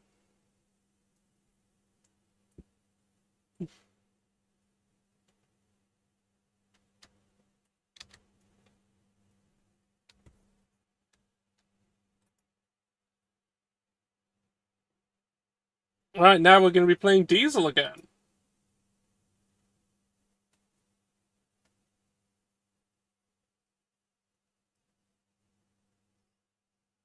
Yeah, there's while they announced today that there was going to be another DLC, they did also do a Thomas bundle for people who don't have the game, such as this, get the game, Train World 5, the West Somerset Railway DLC that this needs, and this DLC. He saw the station master talking to one of the passengers. He was telling them about the fireworks display to be held at the party later that night. Diesel kept listening until he suddenly noticed a particular line of trucks waiting in the siding. They were waiting for Thomas to collect them and take them to the party. Diesel eyed the trucks with interest, and a devious idea came to him. If Mr. Peters thinks Thomas is so special, let's see how he feels when his precious fireworks train is misplaced, he said slyly to himself. So when the coast was clear, Diesel made his way over to the siding to collect the fireworks train and began to... Yeah, the class that Diesel was one of the most common Diesels in British Rail. There was just a bajillion of them, all the same. And his initial conflict in the series with Duck, who was also one of the most common steam tank engines in his area, was fascinating.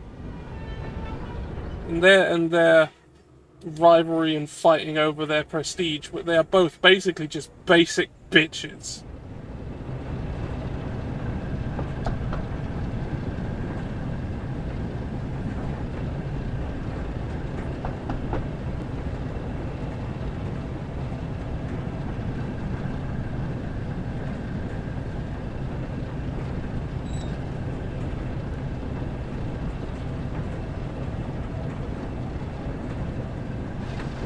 Get the window down.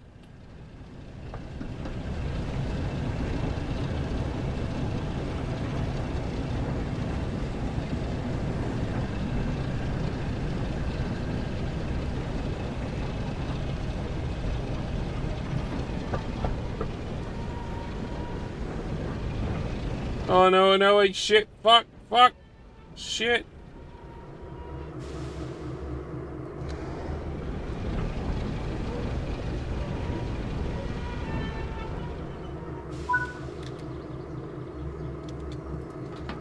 I'm getting out. Hey Diesel, how you doing today?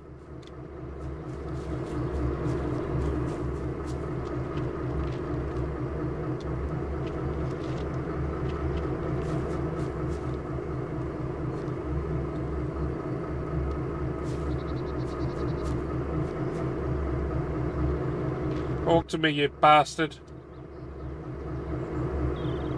Fuck you.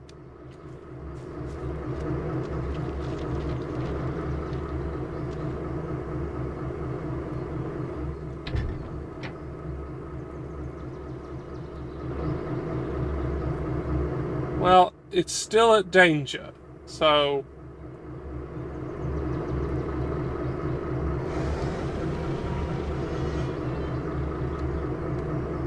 Oh, fuck it. If it's wrong, it's wrong.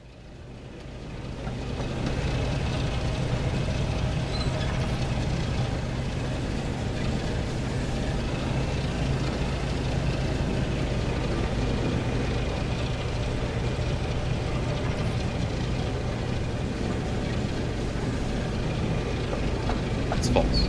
No way. No. Pure fiction. It's false. It never happened. No way. Wrong. You're wrong.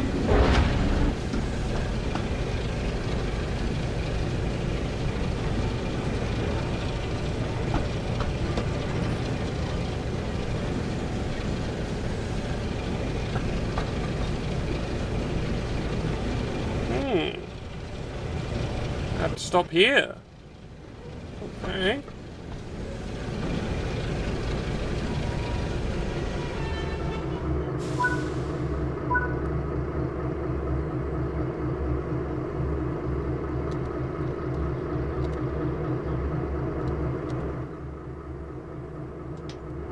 Alright, out we go.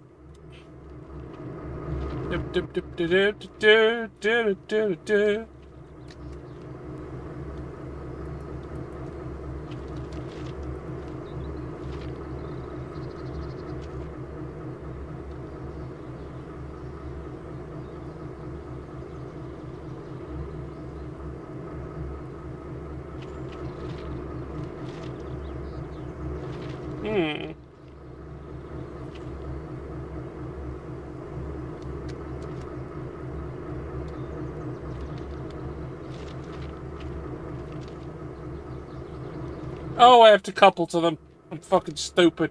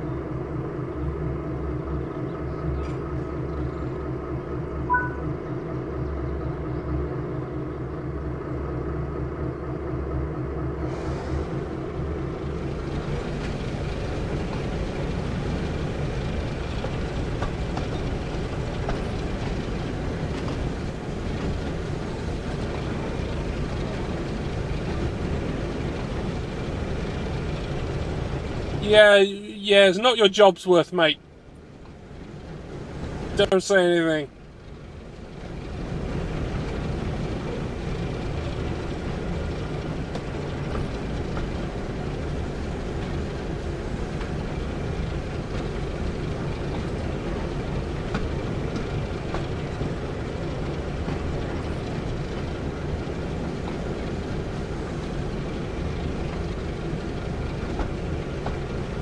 Oh, I can move a bit faster now. Good, good.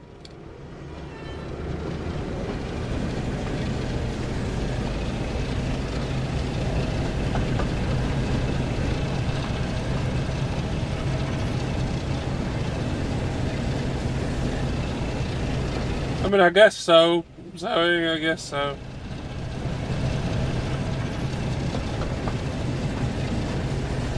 Like in the earlier, one of the earlier missions, Thomas actually looks at you as you walk around.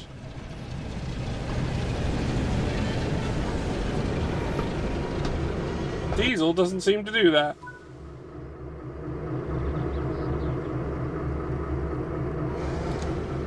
Alright, that looks like the signal's green. Let's go.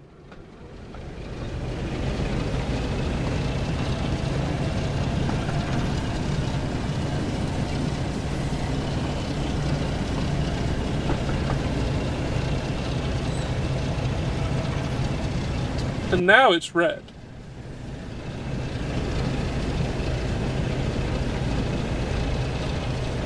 Have a drink.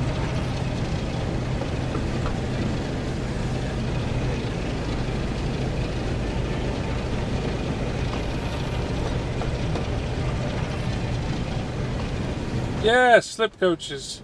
You just sort of detach them and then they come to a stop at the station as you just keep going. And somebody tidies it up later.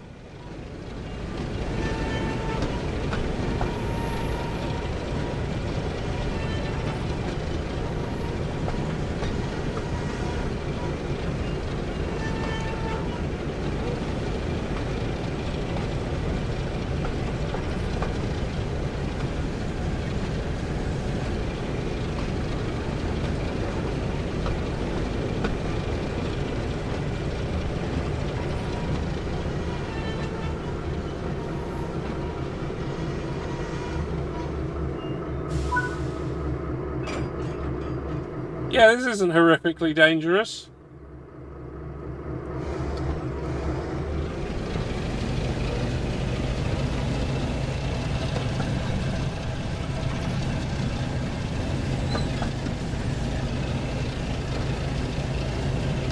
Well, it meant you could have like a high-speed service while still serving like local stations. By just literally having, this is the coach which stops here. And then you just leave it behind.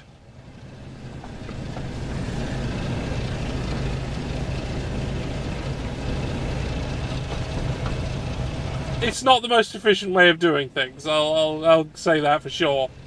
It really isn't. But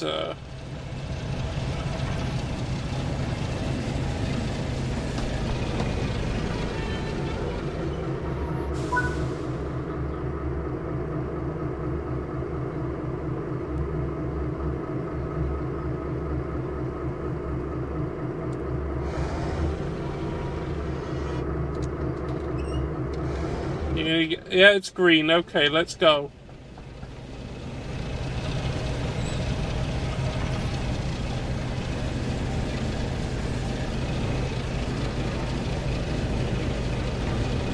There are lots of completely insane things people have done for train services. They're just wild. People will just try things.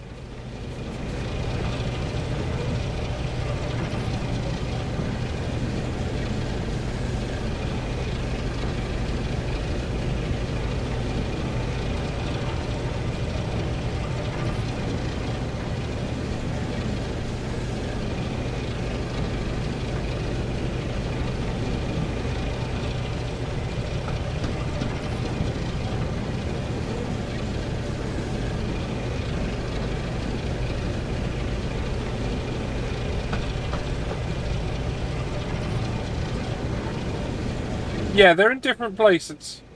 You'll find them frequently. You might find them between the wheels.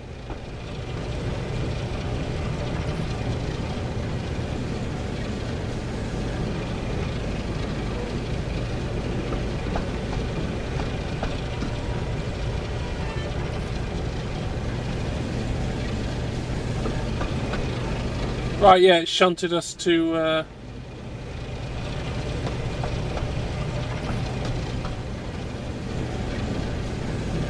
let's head under the bridge so we don't.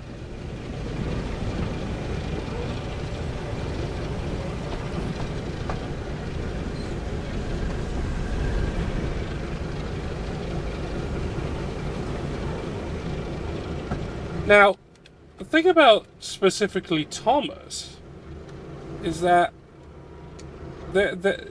his particular class of engine was garbage and shit. They were terrible. They were good at nothing. They were made to do certain jobs, and they were really bad at them.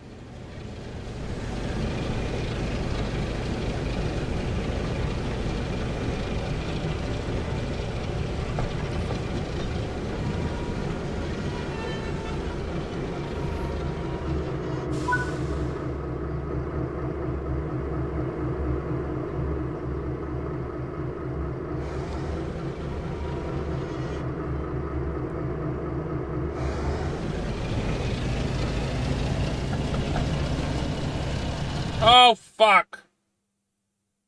Checkpoint.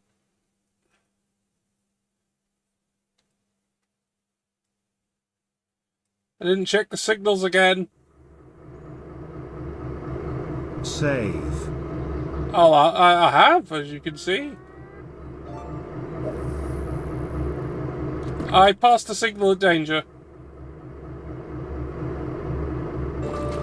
Alright, now I can go.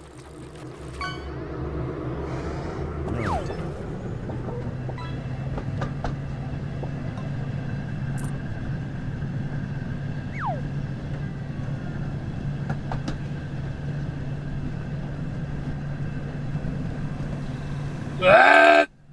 Ah!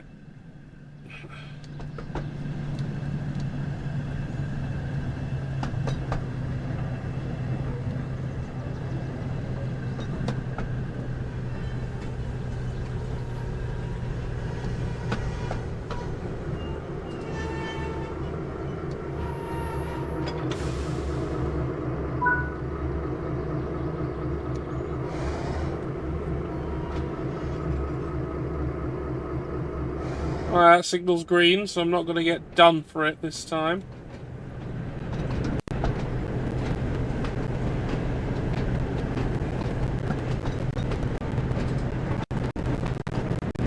Oh, look at that coach just sitting there by itself. Huh. I wonder. Okay, it's not old slow coach, it's just a coach that's there.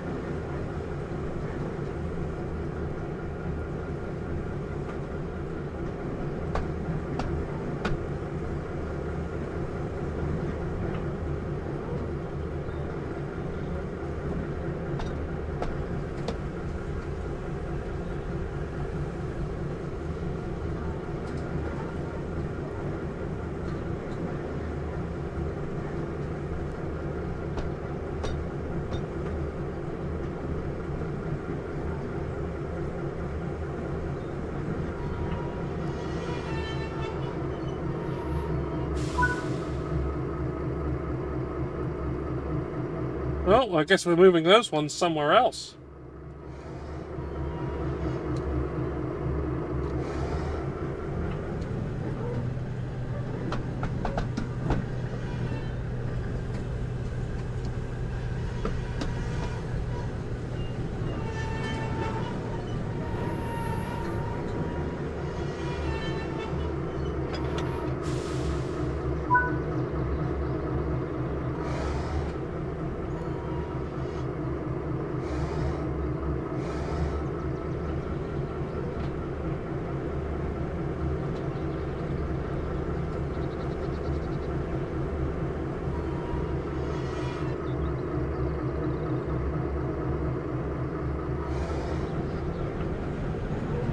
That's nothing to do with me.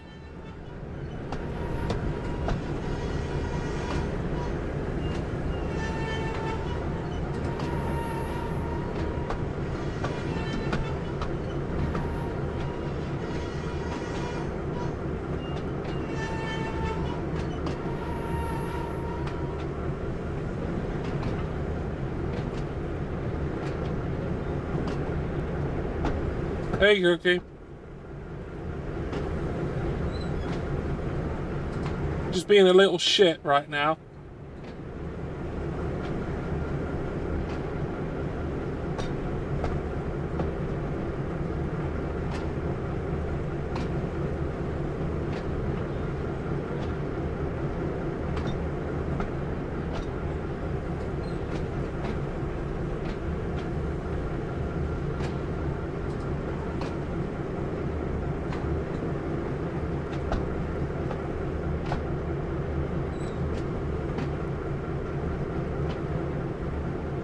Oh, speed limit's gone up. Okay, let's go backwards more.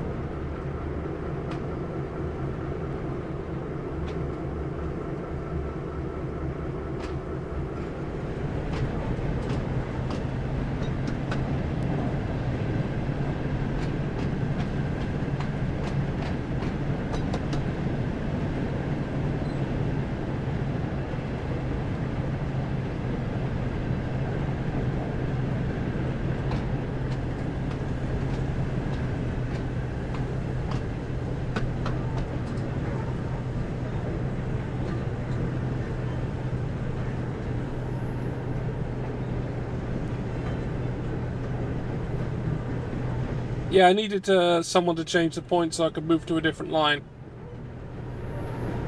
So now I'm here. Yeah, I'm good today. Faster. Save.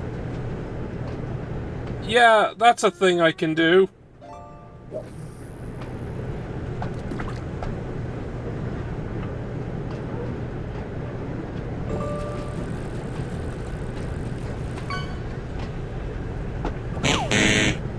Ah, sorry, Panda, you were wrong.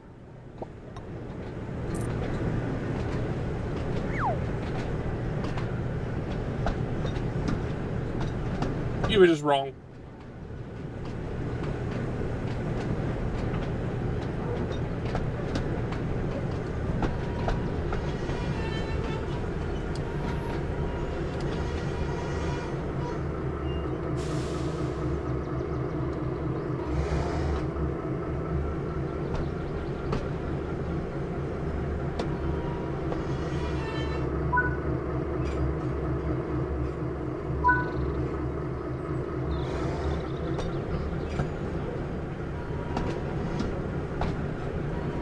What?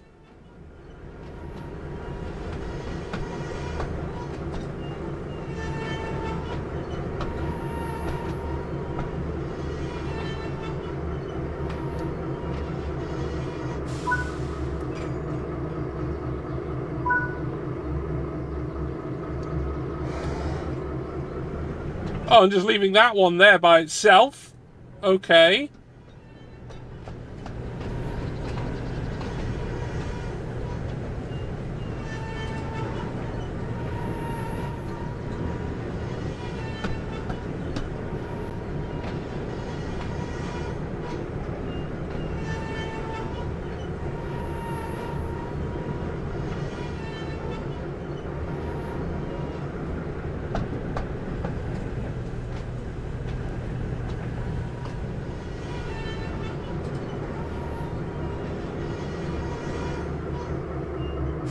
All right.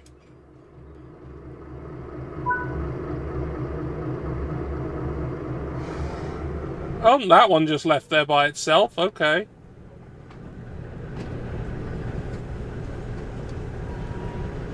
There's people just watching me do this. They're like, yeah, this is fine.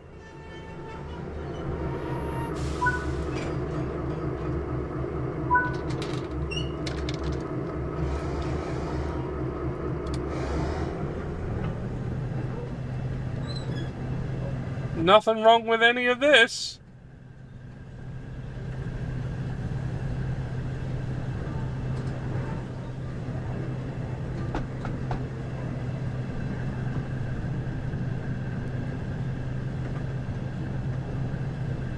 Yes, that's pretty much exactly what's happening, Delta.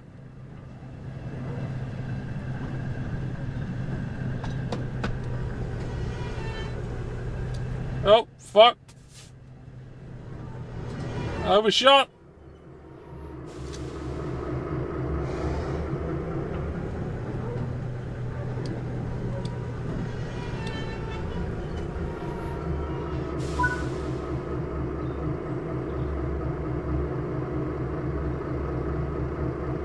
Oh no, you're not catching me out this time, Signal.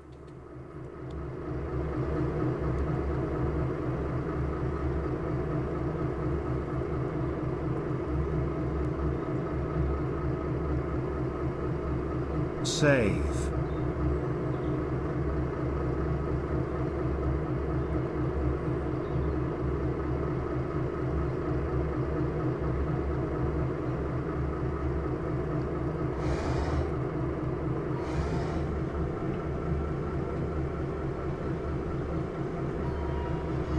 Come on. I want to move. Without getting a failure state for doing it. I'm just gonna go. I'm just gonna go.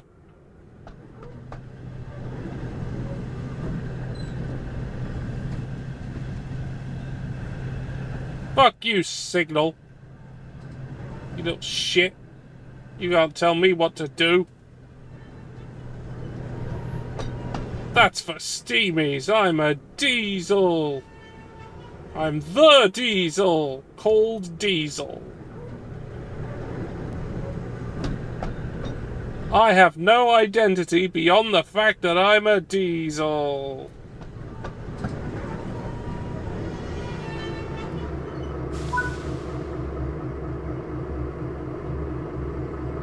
All my self-worth is in the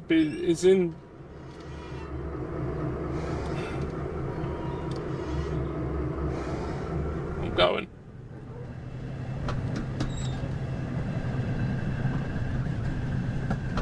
Camera did not like that.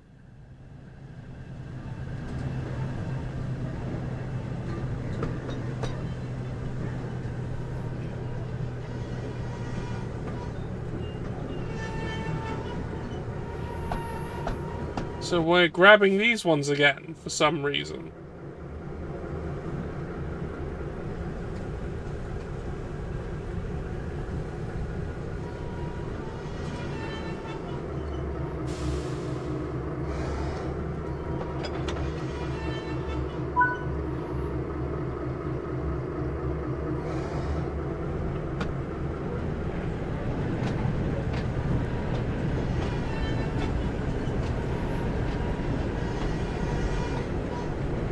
We're just being a little creature right now. You know, I have never played the Wheelman.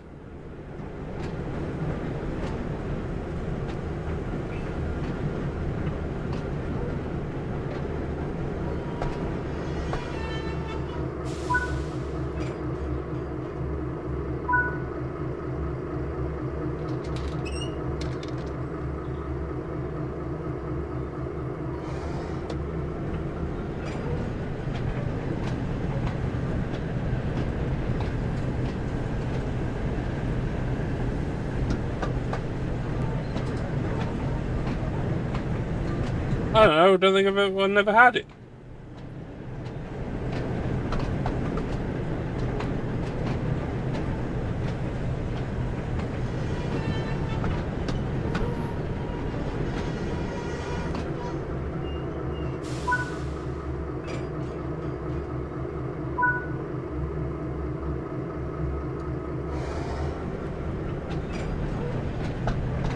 Yeah, Vin Diesel was bitten by a radioactive wheel and has all the powers of a wheel and a man.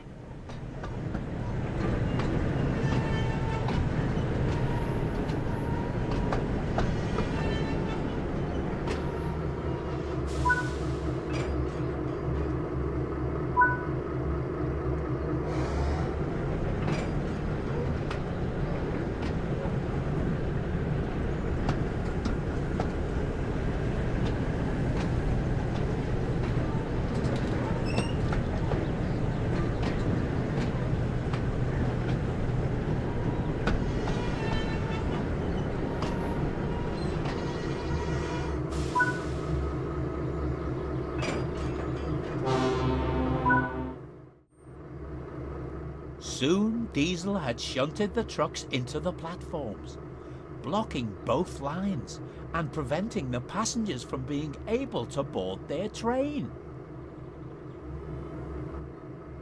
Diesel looked back and surveyed his hard work. Let's see that bothersome blue tank engine be really useful now, he chuckled to himself. Suddenly the station master ran up. You need to get these trucks sorted quickly, he shouted. Thomas will be along any minute, and his passengers can't be kept waiting. But before he could say anything, Diesel raced away, laughing.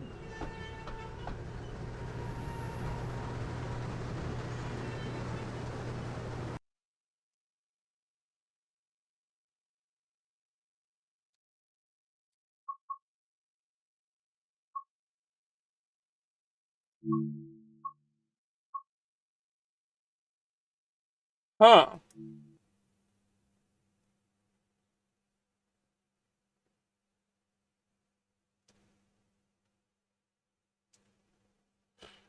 The hunt for the missing gifts. Back at Minehead Station, Thomas was waiting at the platform. Soon all his passengers were on board, and he was finally ready to go. Come on, he puffed to Annie and Clarabelle. Let's get going and see if we can make up for lost time. But as he was about to leave, he suddenly heard someone shout. All the gifts for the party are missing, cried the station master. Once again, Thomas was puzzled. Where did the gifts go? Don't worry, we'll look for them along the way, said Thomas reassuringly. The station master smiled as Thomas blew his whistle and set off along the line.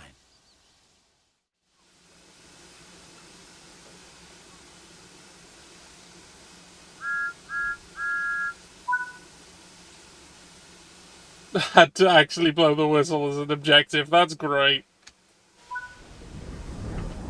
Come along, Annie and Clarabelle. We need to keep a lookout for those missing gifts. Who are you?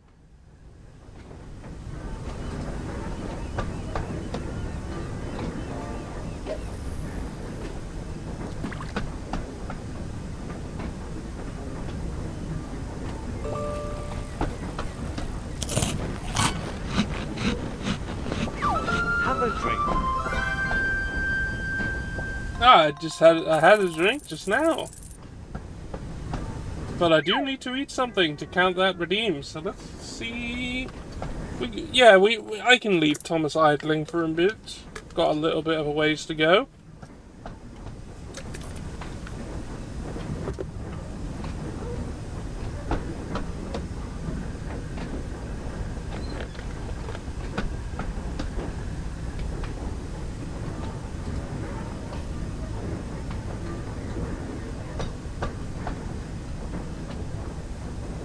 I cheated slightly, it was an iron supplement.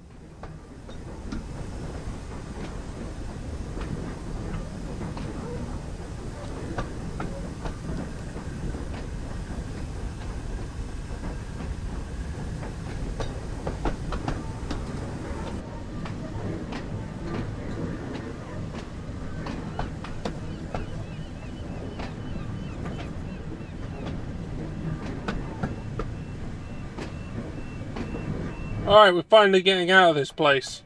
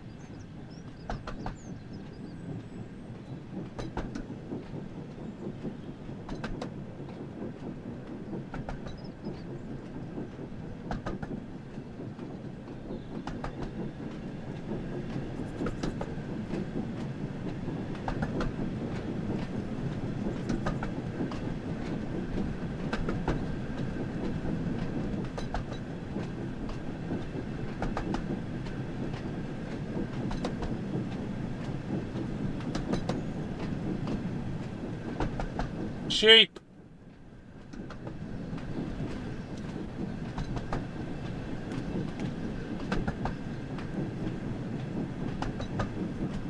Ah! Tree!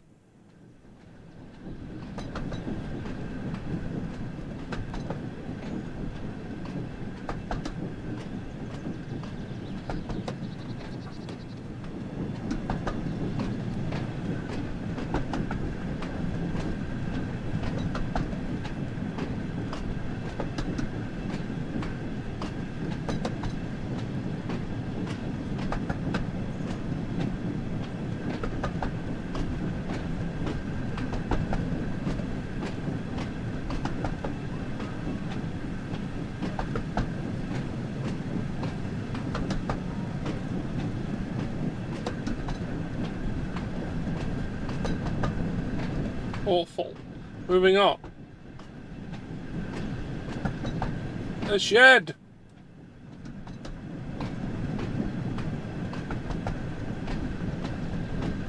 Cows!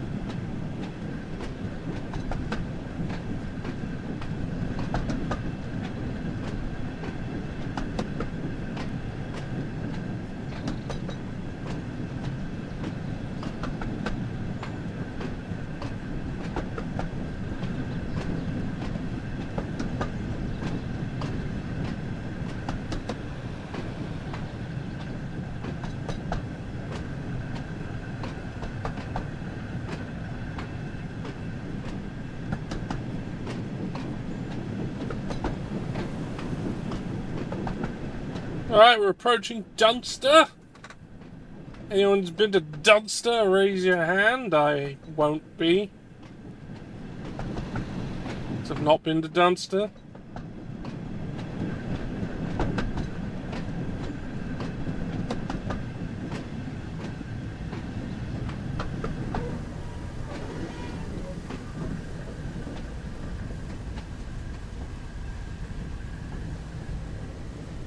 Lots of grass on this platform.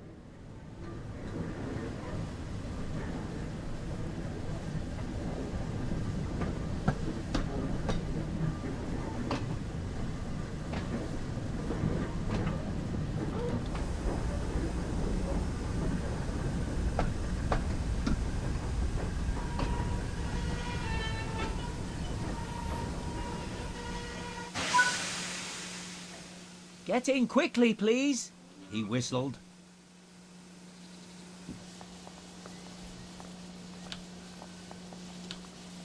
Get those doors open.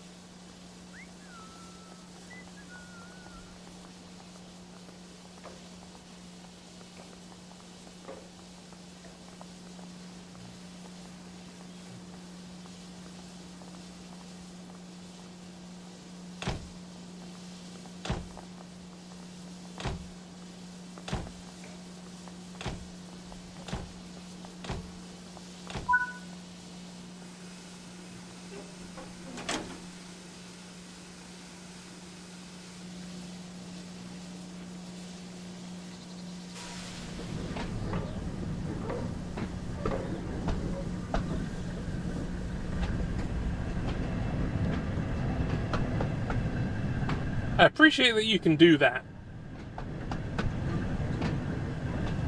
Like, I can't, like, manipulate the individual controls on Thomas, because it's sort of simplified. You see, I spent most of yesterday and today doing all the tutorials for Train Sim World 5, because I've not actually played this one before. And most of them are now not helpful.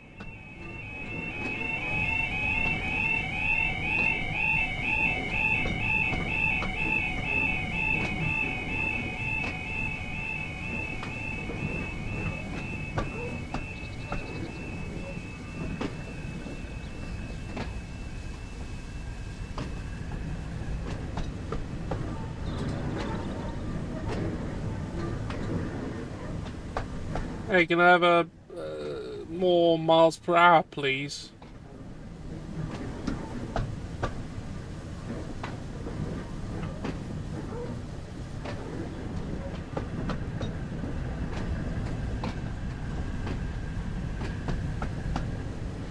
Thank you.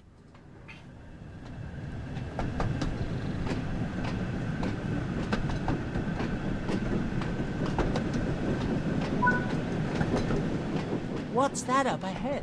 We should stop and check, as it could be the missing gifts.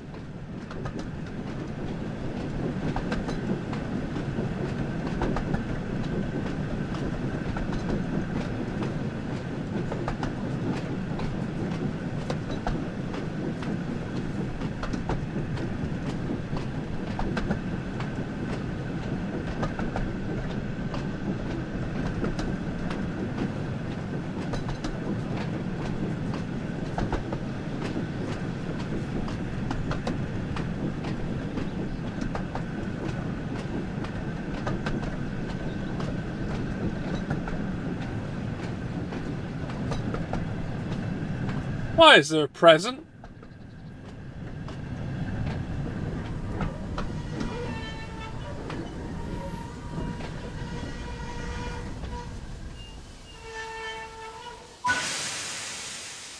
That's one of the missing gifts found, said Thomas. But how did it end up here? That's a very, very good question.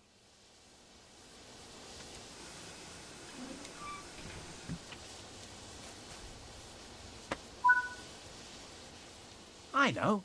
When we stop at the next station, we can give it to the station master. I'm sure they can look after it whilst we finish our journey.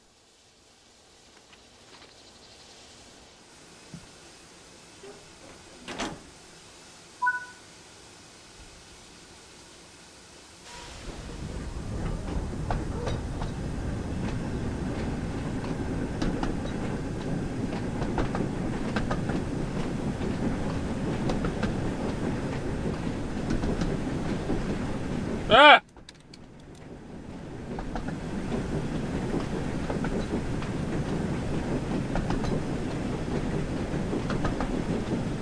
Oh, good.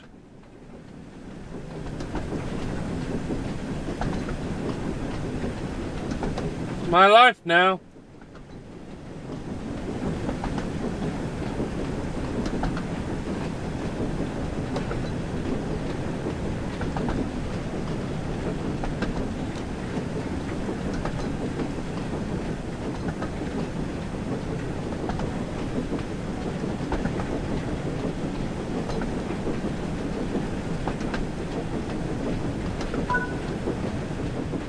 Look, there's another gift up ahead.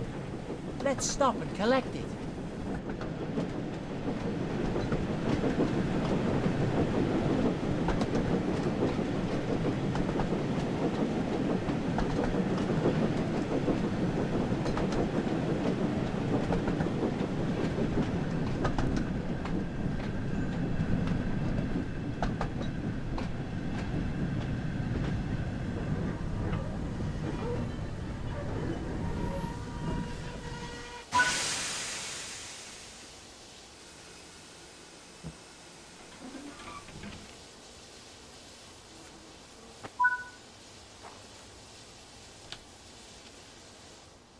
Don't mind me.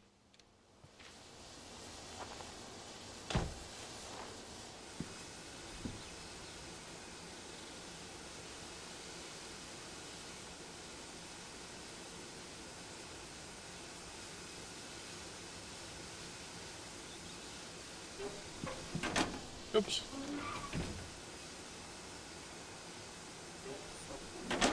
This man is a ghost. Anyway.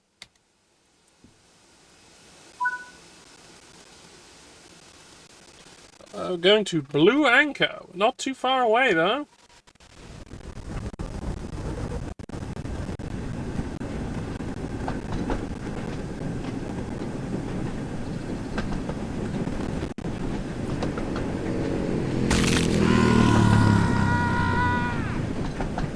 Well, we've got to check on a friend of the chat. A friend of... well, I don't know who they're a friend of. They are a big murderer. So, I'm sure someone loves them. Maybe. They certainly don't love them back. Anyway, it's Voltbrow.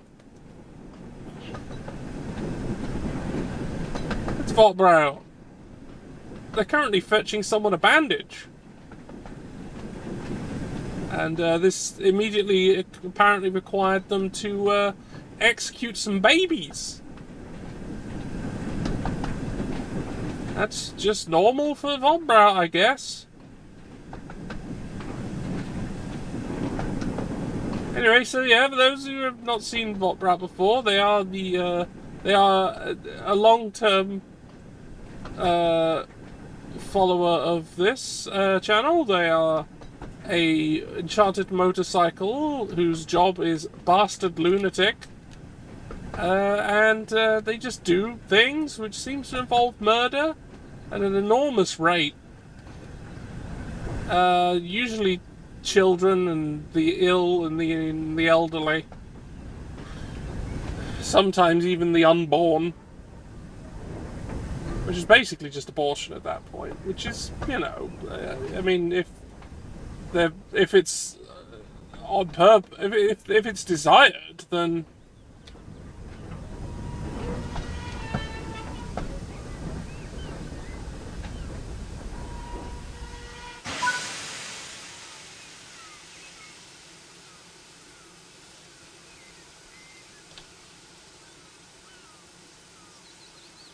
yeah, you can also just control the doors from in here by doing that.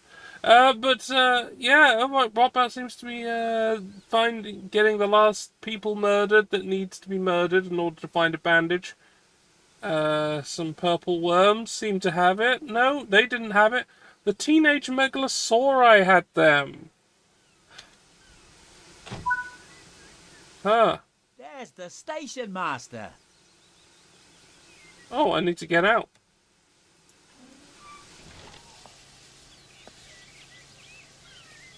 Anyway, they've finished doing that, and now they need to find an egg. I mean, difficult in this day and age.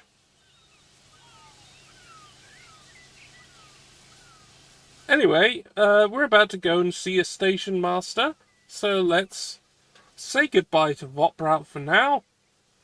Night-night, Vopbrout. Good luck with your murder.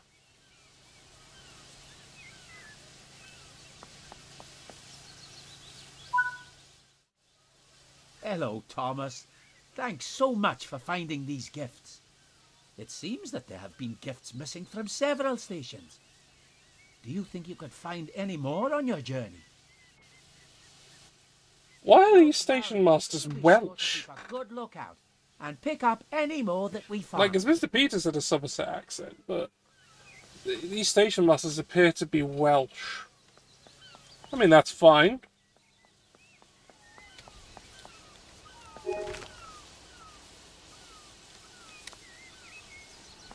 I found a poster, apparently. And a milk churn. What?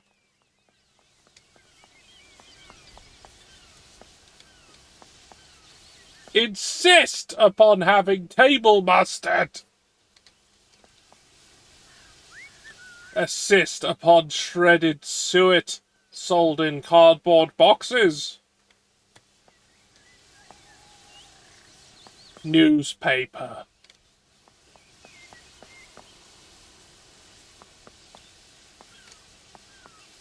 Coffee and chicory.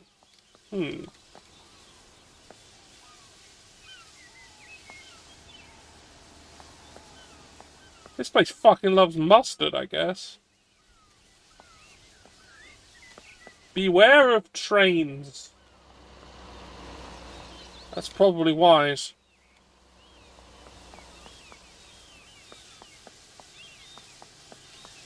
You never know what these fuckers are thinking. Look at them smiling and looking around. Bet they're plotting every single one of you's death.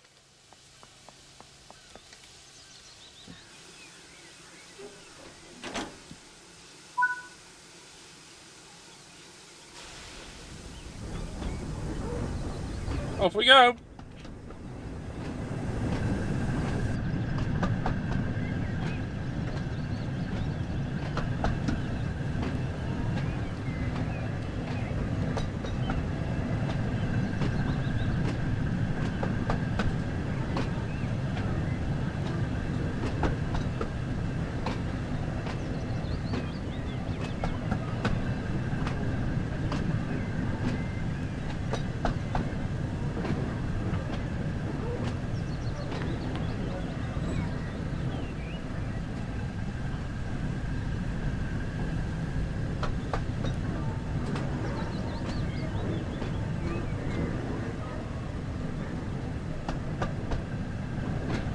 Some more mobile homes that aren't mobile because they don't go anywhere.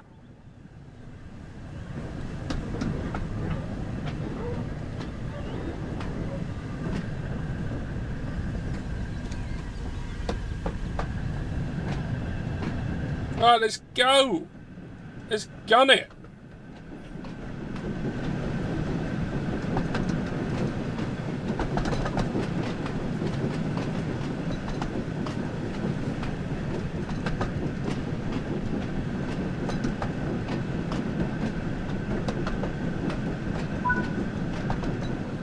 There's another gift at the side of the track. We need to make sure that we stop and collect it. Alright. Damn, your eyes are sharp, Thomas. Mechanically precise. I guess you are a machine.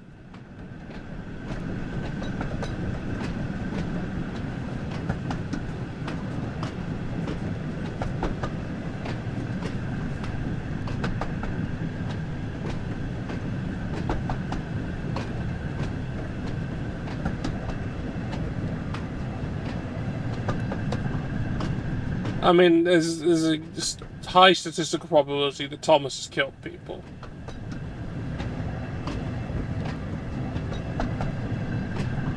I mean, how many people do you think have jumped in front of Thomas?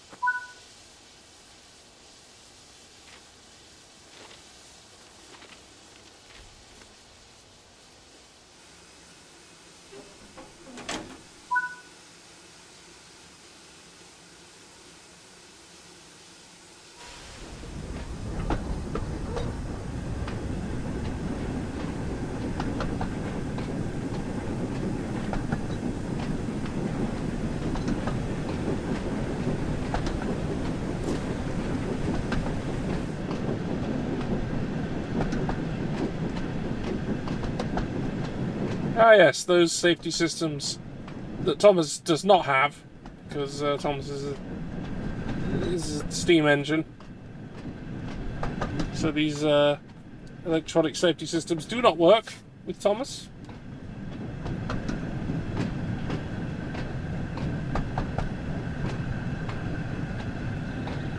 Nope, faster.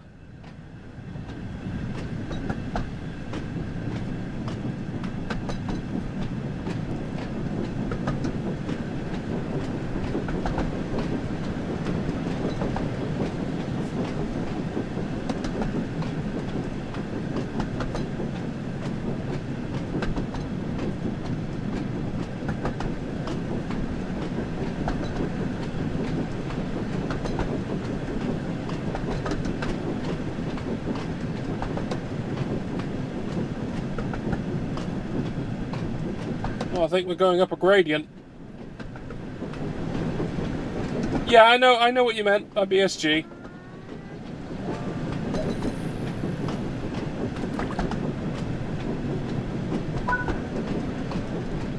Look, there's another gift up ahead. I wonder how they ended up by the side of the track. Hey, congrats, Panda! You have this pie.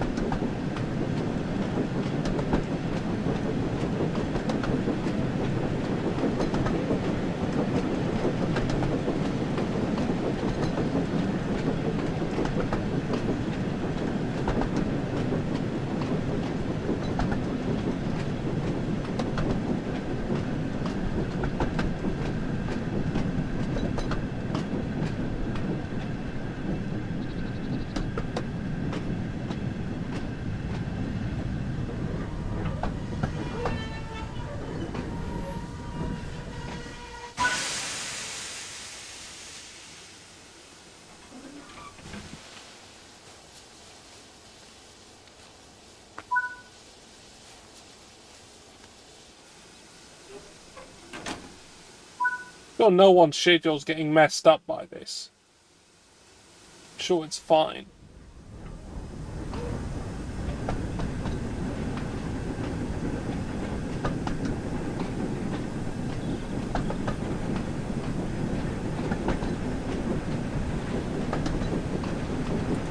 I plumb forgot that's why the Battlestar Galactica didn't get done in it.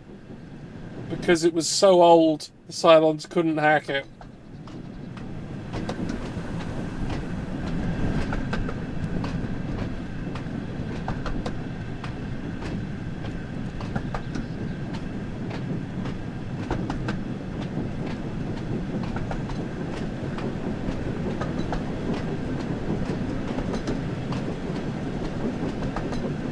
You know, I was thinking similarly. Hmm.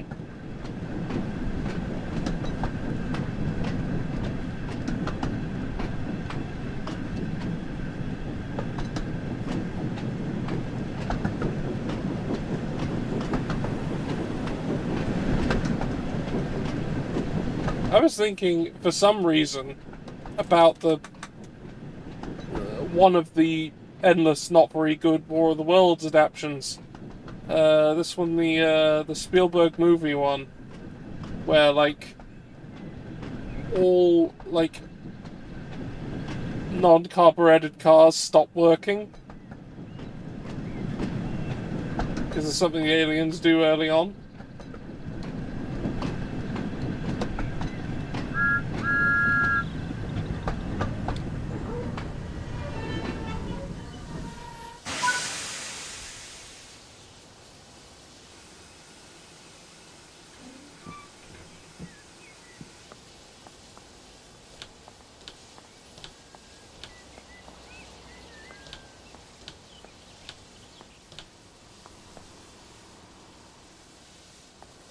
Don't know why that popped into my head.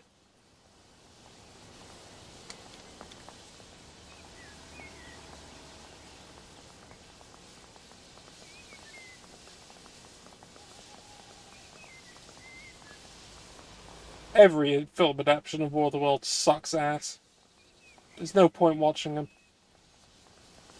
Just listen to the musical version by Jeff Wayne.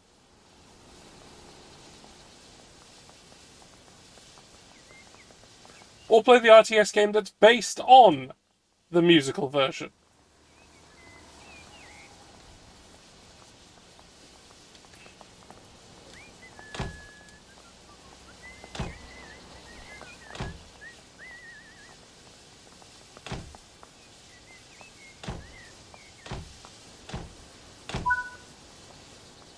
There's the station master. Can you give them the gifts we collected, please? I have a copy of that, by the way. I have a CD, I have a disc copy of that RTS. Thanks for finding these, Thomas. You If really it wasn't are. for the fact that I'd get copyright struck into oblivion, I'd probably play it on the channel. But I would, so I won't.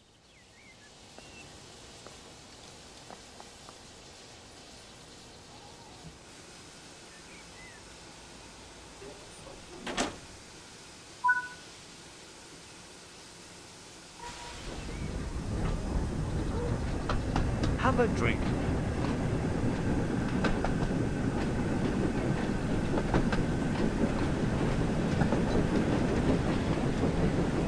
Oh, I need to have a drink. Oh, that drink's run out. I need another drink.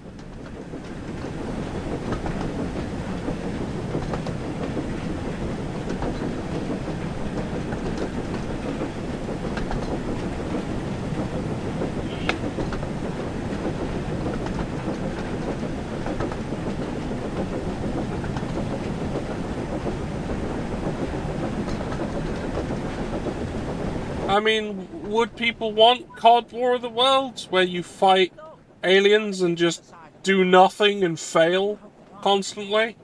We don't want the passengers to miss out. Because you can't win? And then they just die?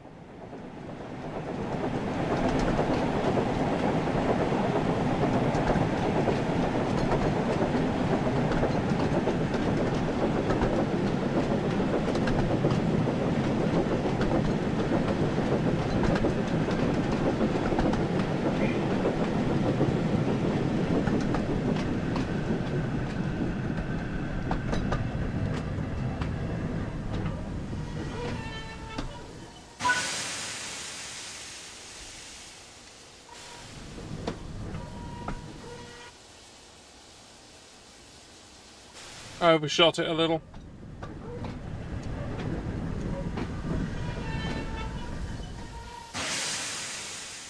Yeah, actually, that's kind of right. Half-Life 2 does kind of do that.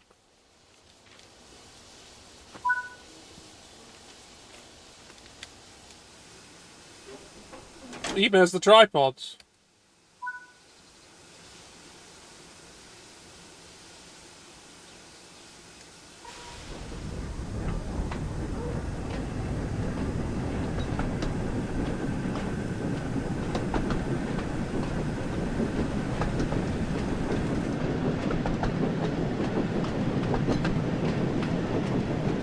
But no, COD will never do anything interesting, because the one time they tried to do something interesting, people didn't, the people who buy COD didn't buy it. And then, I was thinking of Infinite Warfare, actually.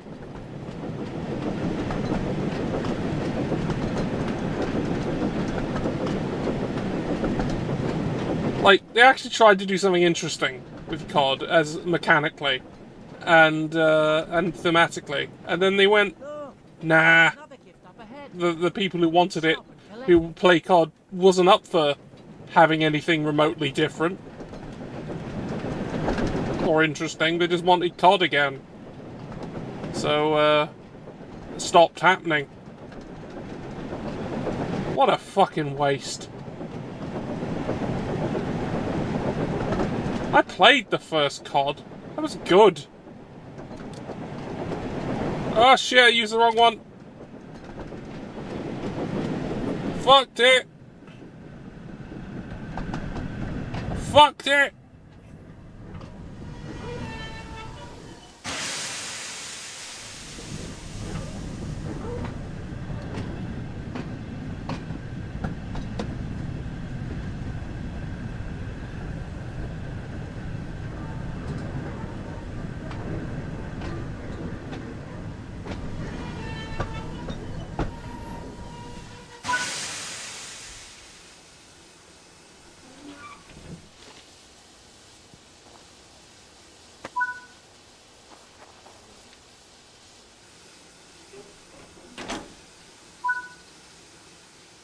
I do hope all these extra stops aren't going to make us even later.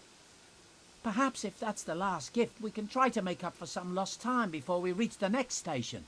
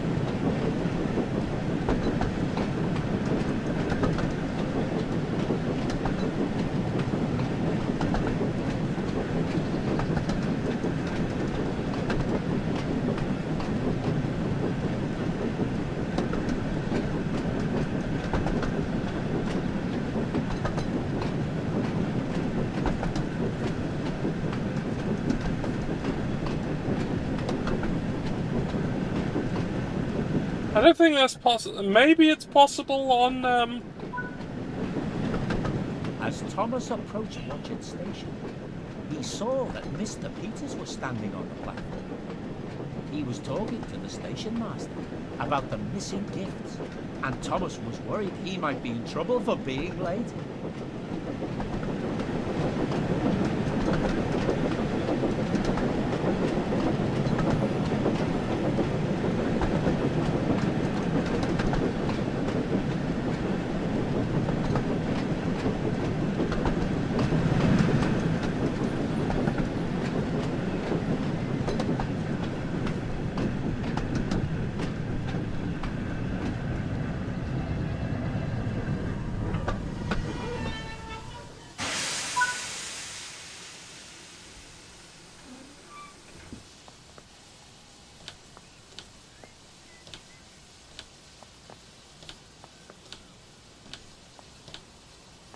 this literally isn't my job. This is the tortoise. The porters are supposed to do this. At least with these kinds of carriages. But I guess since this is a different railway, there aren't any employed porters. So I guess that's why I'm doing it.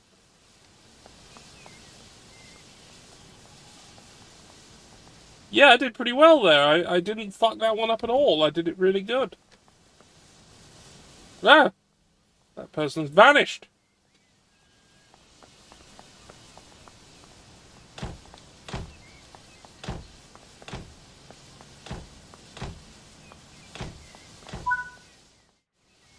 But Mr. Peters wasn't cross. He was pleased. Ah, Thomas, I'm glad you're here. I wanted to tell you that I've spoken with the station masters, and they've all told me what a great job you've been doing. Drink 50 refreshments. Thomas was very relieved. Thank you, sir, he said. I'm just glad to help. You've certainly proved yourself to be a really helpful engine by finding all the missing gifts, continued Mr. Peters. Don't worry, I'll see to it that they arrive in time for the party tonight. In the meantime, why don't you rest here for a while?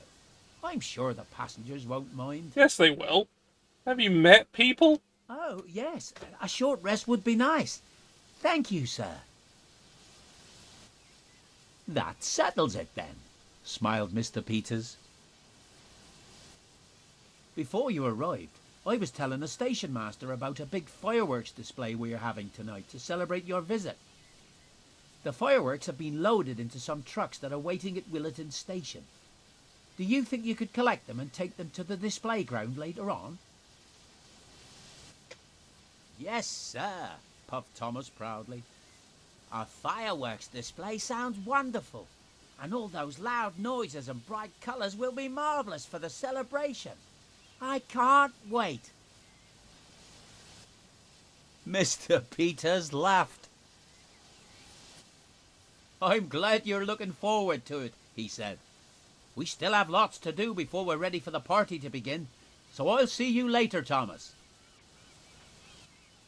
And with that, Mr. Peters headed off to make preparations for the event, and Thomas waited at the platform, enjoying his rest.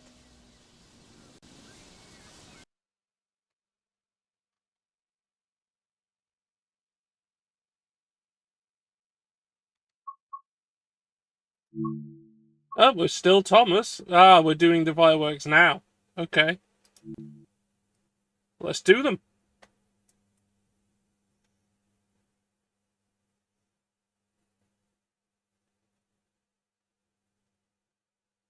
A problem to solve.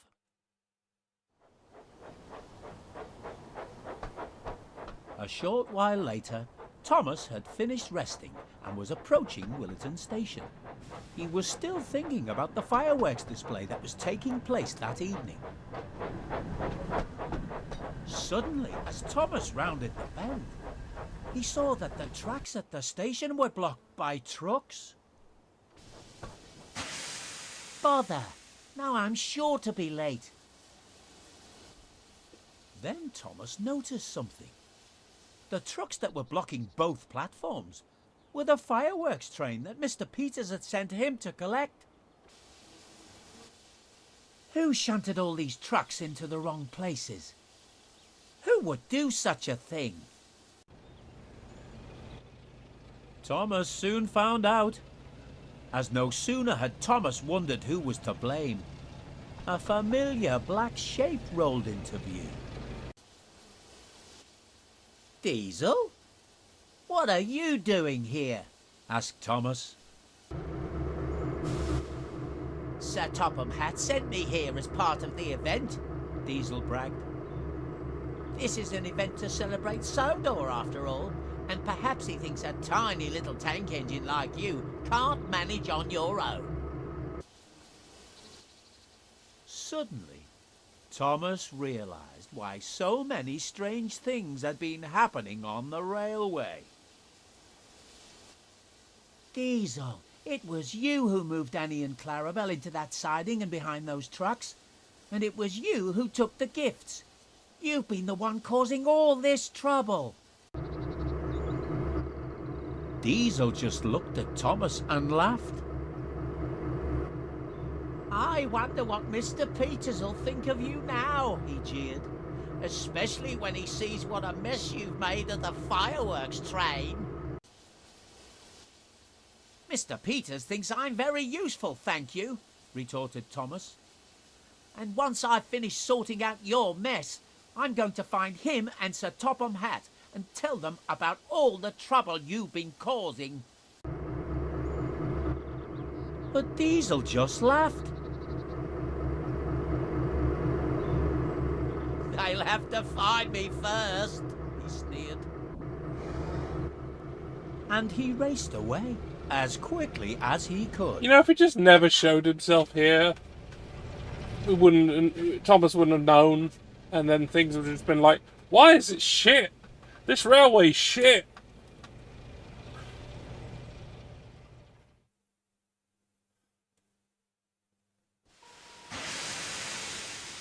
We need to shunt these trucks back into the right order. Annie, Clarabelle, I'll have to leave you here whilst I sort out this mess. Do hurry, Thomas. We don't want to keep the passengers stranded here for long. I'll be as quick as I can.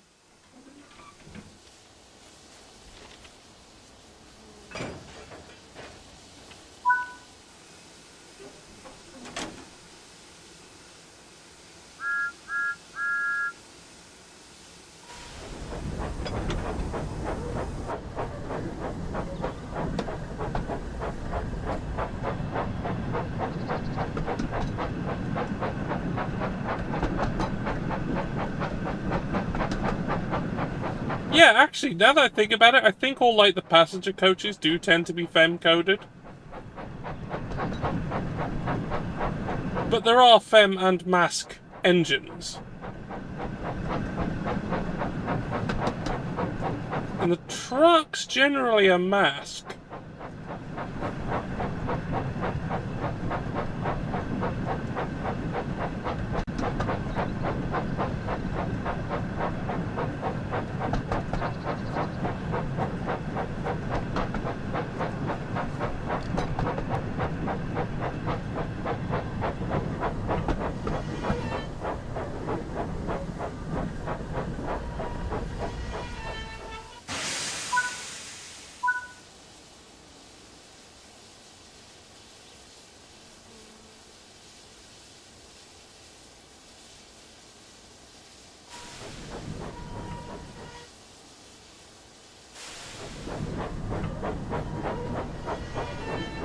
I mean, they could be NBs.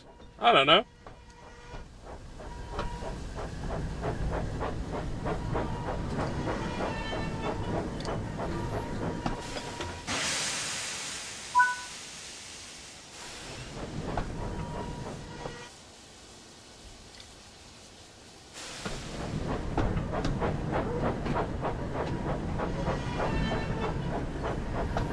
To be fair, there's some that are definitely mask.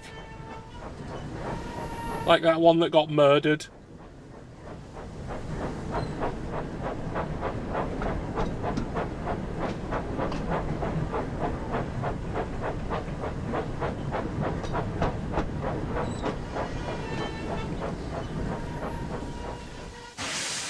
Oh, fuck.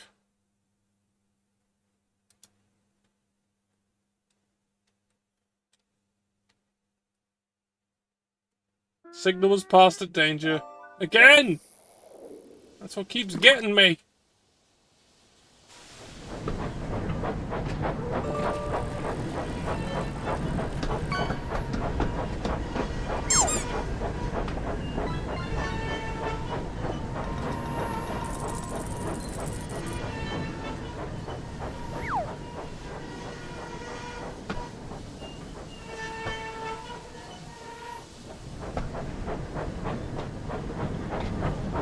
I didn't see what you fished out, but I'm sure it was great, whatever it was.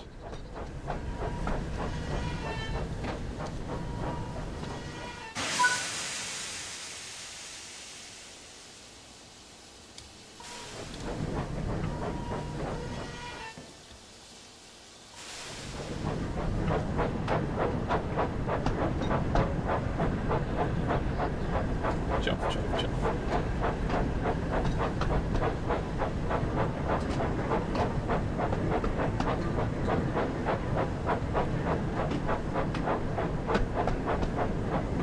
Ah!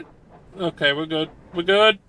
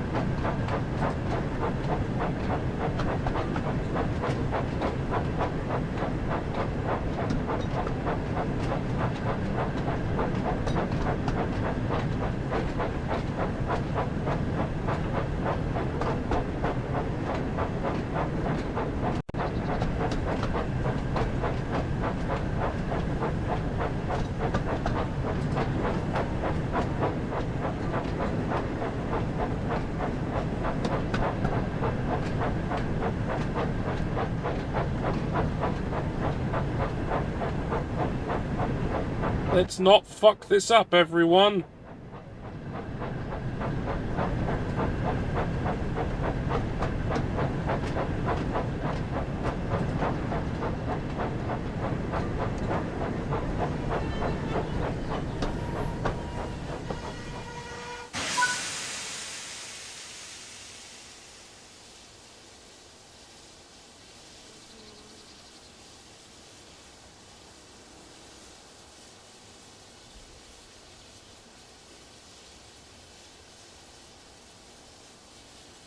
Ah, we can go.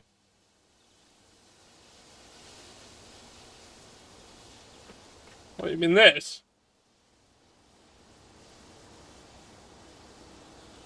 Well, there's a big long thing, and the red is don't, and the green is good.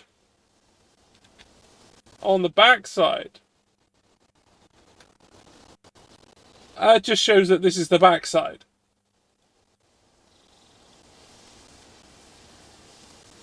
Like, the direction of travel matters.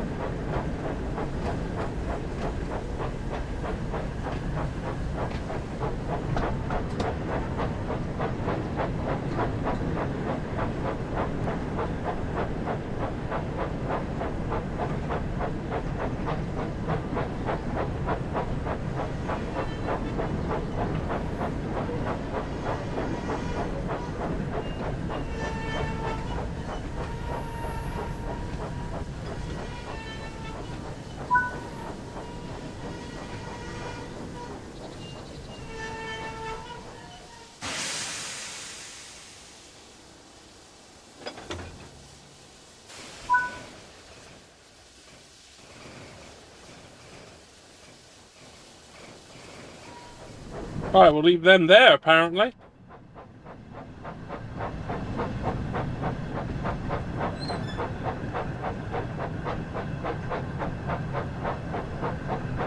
Yeah, for example, that signal was for me going this way. This signal is not for that.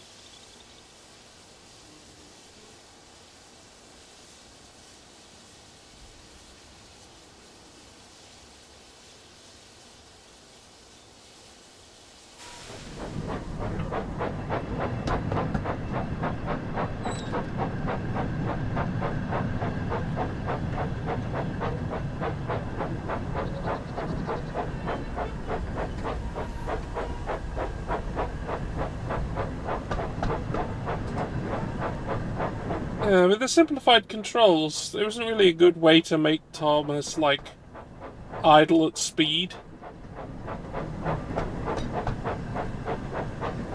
I have to keep adjusting it.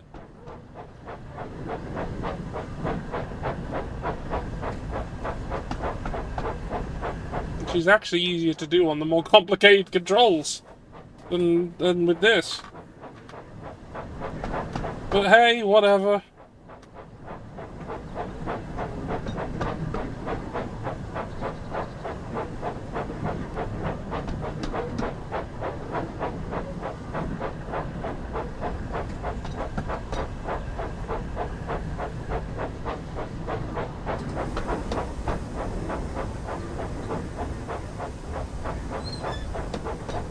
Don't mind us, some real shit's going down.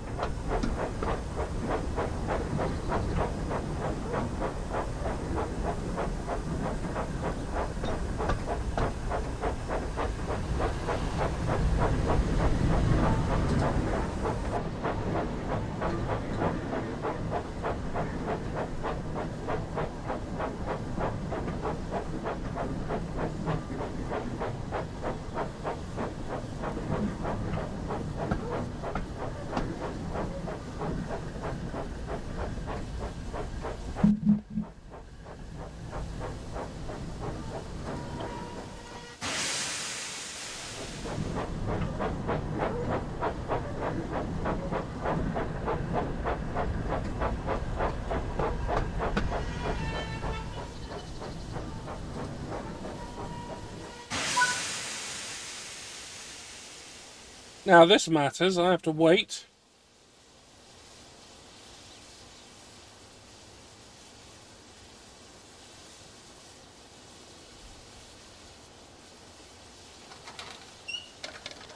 Alright, there it goes. There I can go now.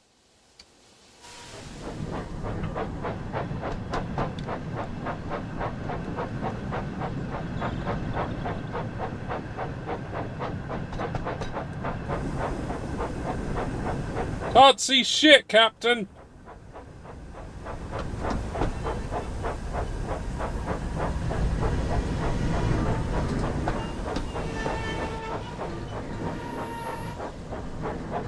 Do not lean out of the window, because there's no controls to do so, otherwise I would.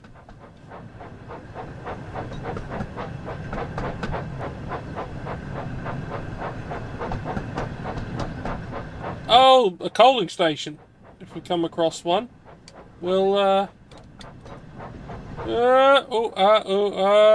Have a drink.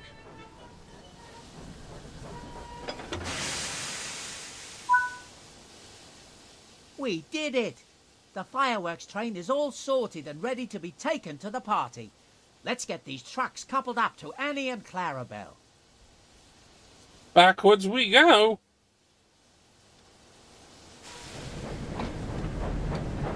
And good, that signals at go. Oh! I'll show you. That. Big hole. Goes into there.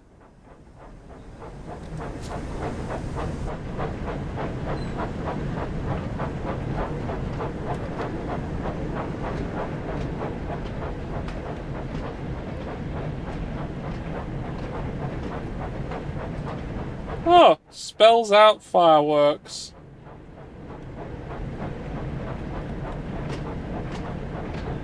Hey, Clarabelle, we're gonna stick your face into these things. These ones do not appear to be alive, so we'll just have to deal with these things that look like facsimiles of living beings.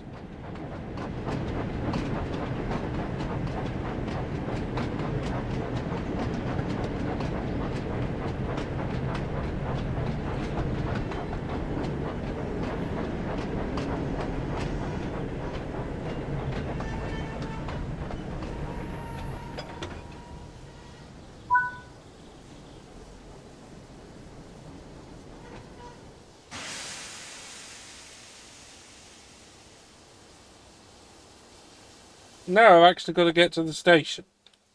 So let's go!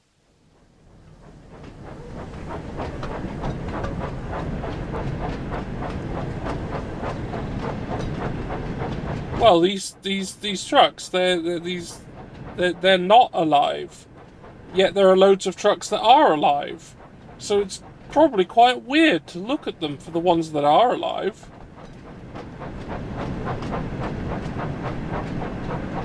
Like, imagine looking at a human being that was always dead, had never been alive.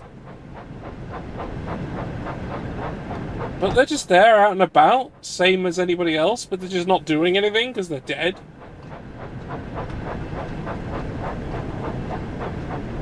Wouldn't that be weird?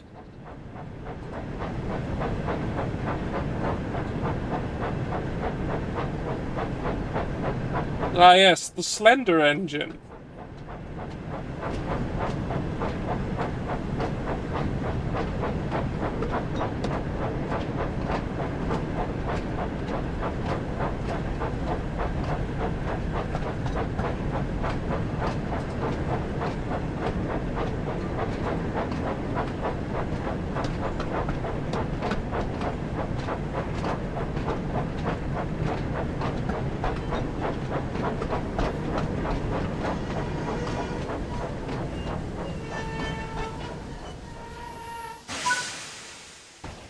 Huh. Thomas managed to get the fireworks train all sorted and ready to be delivered. But he was still thinking about Diesel. We must find Diesel before he causes any more confusion and delay. But I wonder where he went.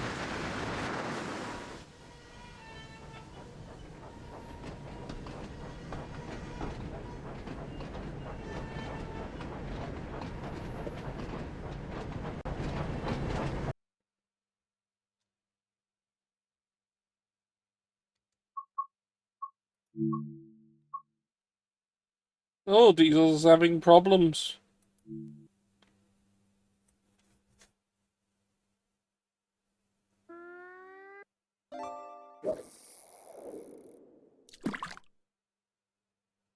Diesel in distress. After coupling the fireworks train to Annie and Clarabelle, Thomas set off after Diesel. Hey, Paddy, you found a Pokeball. We It's not must got anything in it, but you've got one. He can cause any more trouble.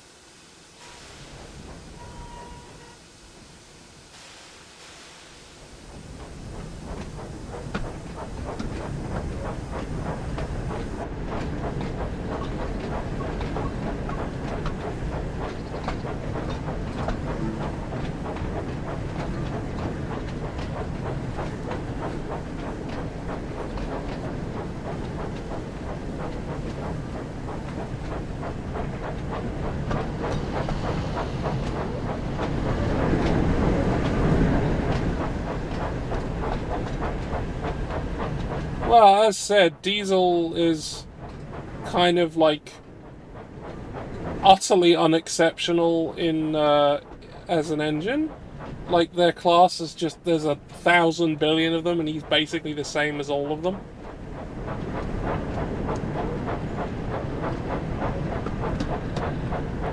Just really common. That's gotta fuck you up a bit.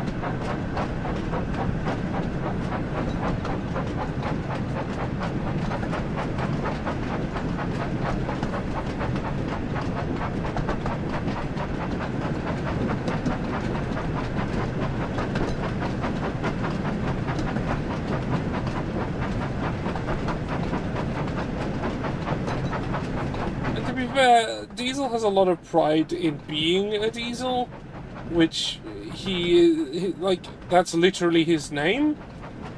So a lot of his identity is bundled up in that. But he's in an environment where, in an utterly frustrating way, those he considers his lessers are appreciated as much as he is, except more because, well, they seem to just have things go their way more, but it's because he doesn't learn. He's frankly quite shit. But he doesn't admit that. So it must be like that, steam engines have preferential treatment. But actually he's crap.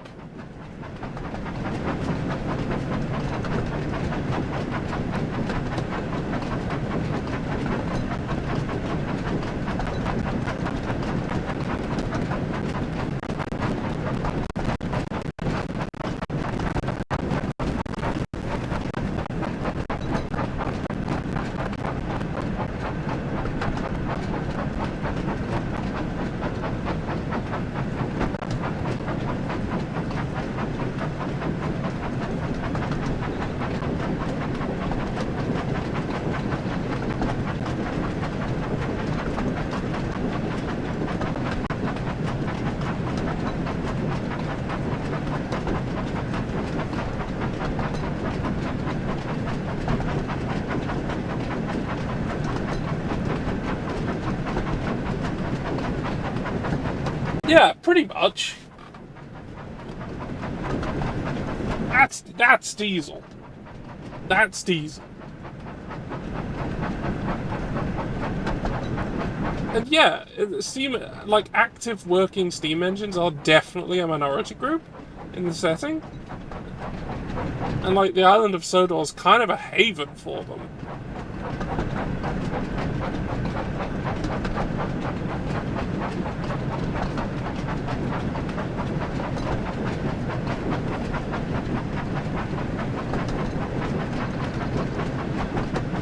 Not a lot of them left on the mainland.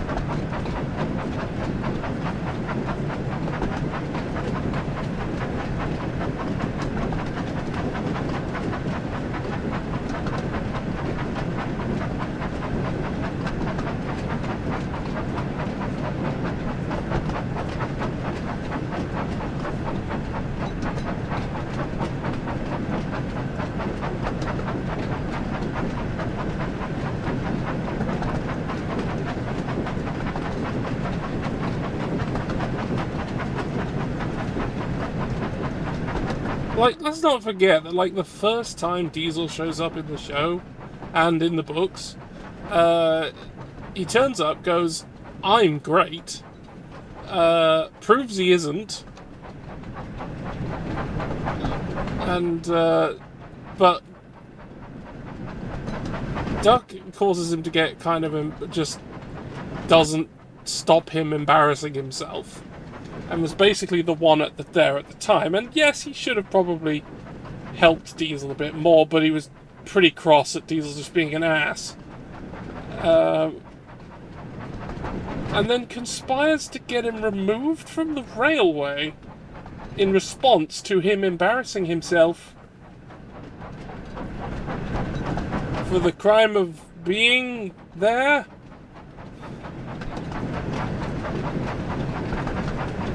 Now, he would obviously assume that, like, the railway controller would be like, "Yep, fuck this train, get it out of here." But, unfortunately for his plan, the Topham Hatt is not a rube. And isn't, does not treat his engines as disposable. Which is the environment that Diesel would have been working in prior. So, through, like, trying to destroy Duck's reputation and rumour-mongering, destroying his relationships with his co-workers, thinking that would, like, get him sent away and probably eventually scrapped and basically murdered.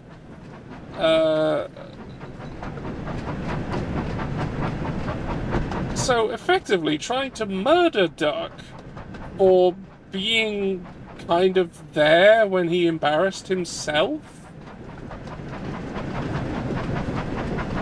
Yeah, Diesel ain't great.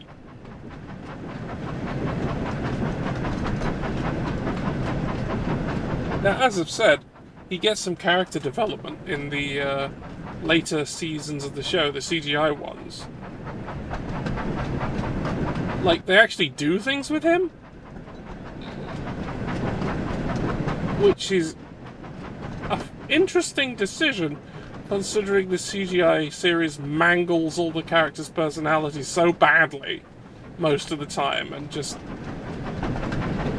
is just generally shit. But somehow they don't do that character dirty at all? Well, they do a bit, but they do to everyone.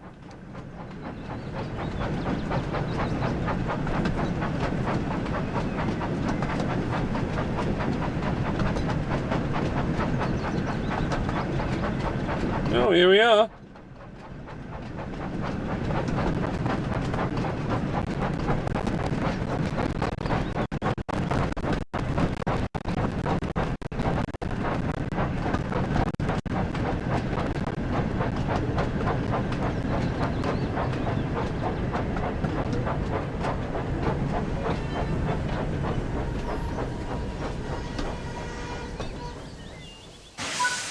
Oh, dead on.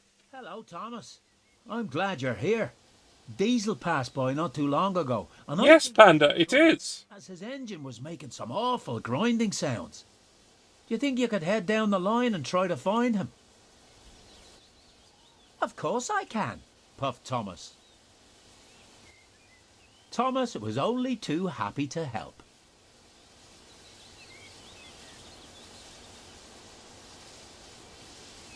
Oh, well, off we go again.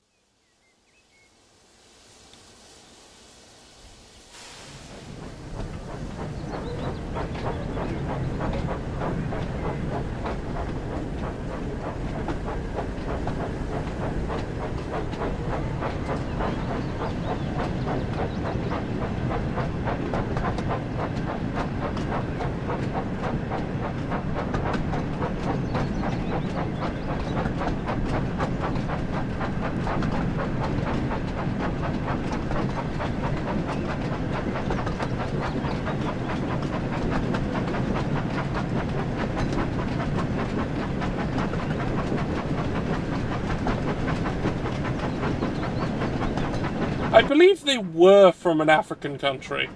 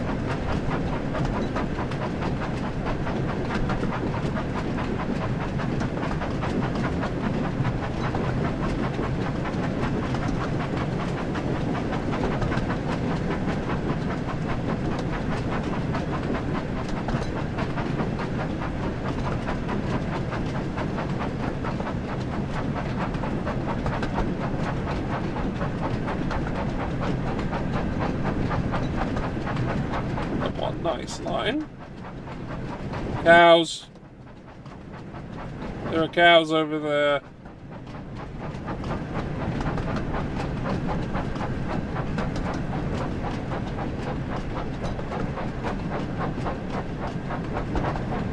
Get a job.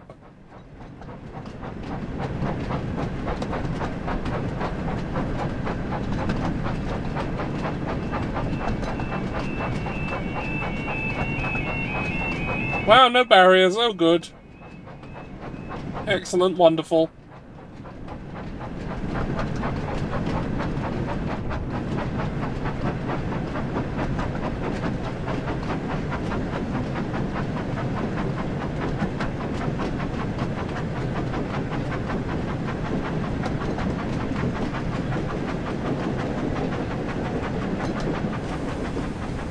Ah! Where's my fireman gone?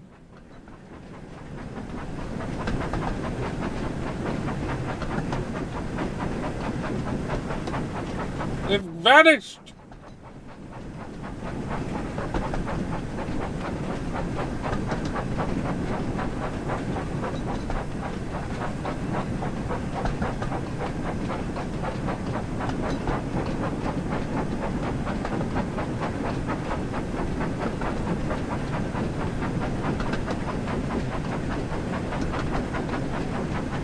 Actually, I've just noticed that normally this game measures things in kilometers per hour, but specifically when we're in Thomas, it's measuring things in miles per hour.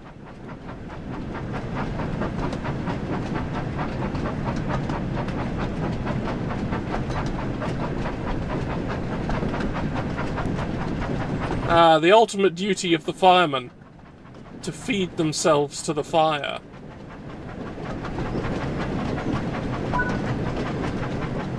There he is. Couple to diesel.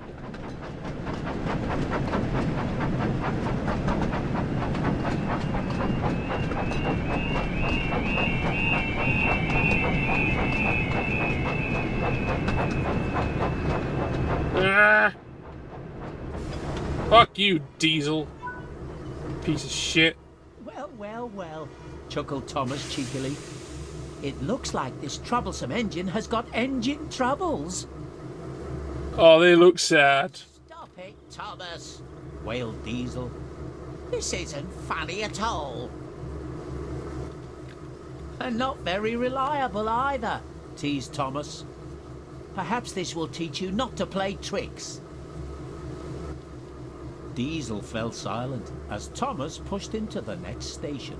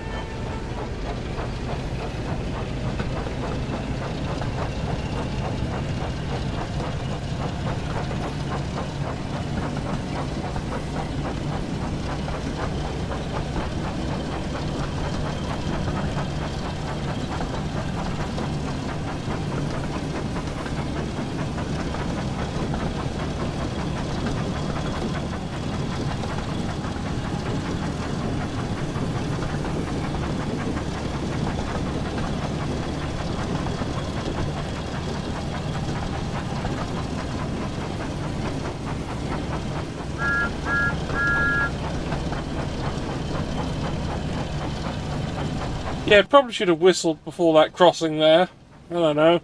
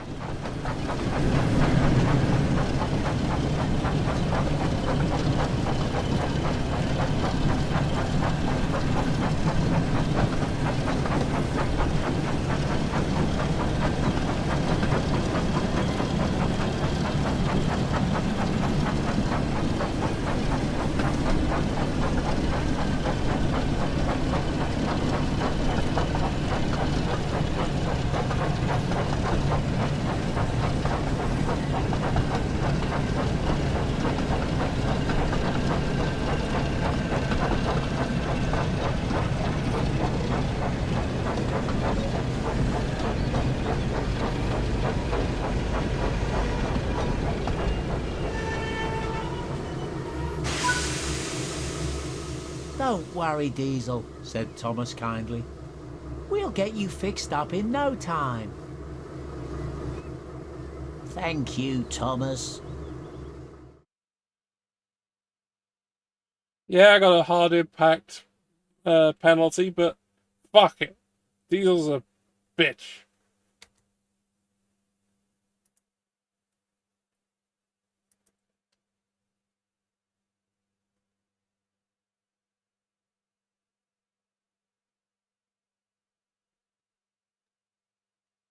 Fireworks and friendships. Thomas continued to pull Diesel and the train to the final destination at Bishop's Lydia. The day's work was nearly done, and Thomas was still looking forward to watching the fireworks display at the party. Diesel worried about what Sir Topham Hatt would say when they arrived. We're almost there now, said Thomas excitedly. But Diesel stayed silent. He wasn't looking forward to what was coming.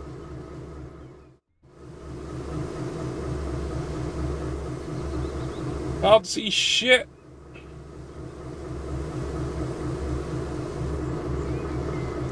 Alright, signal's green. Let's go.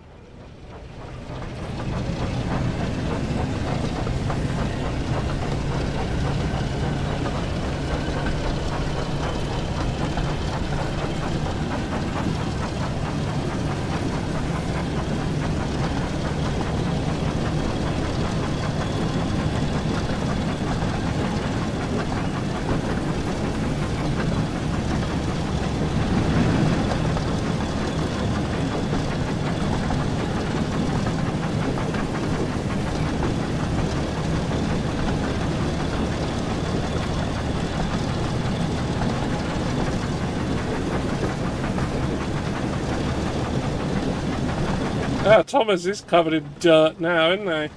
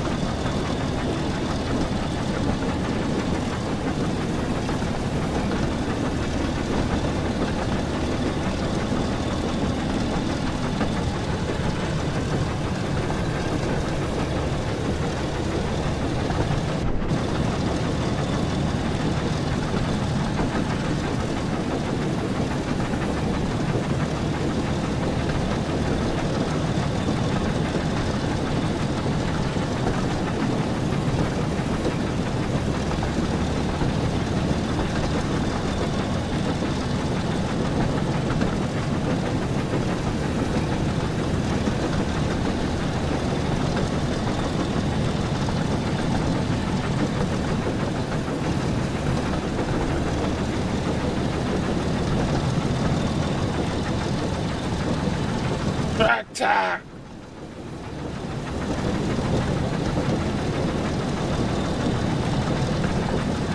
Not a living one though, it isn't Terrence.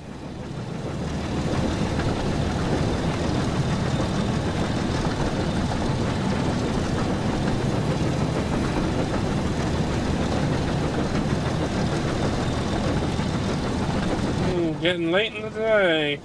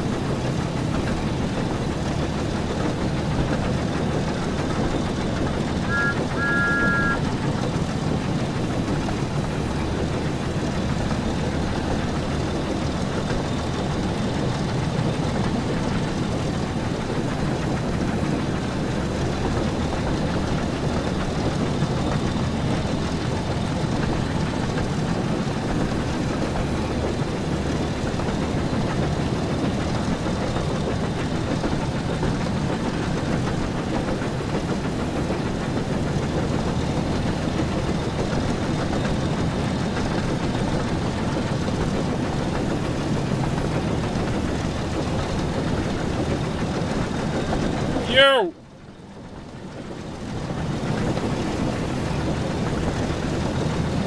Use.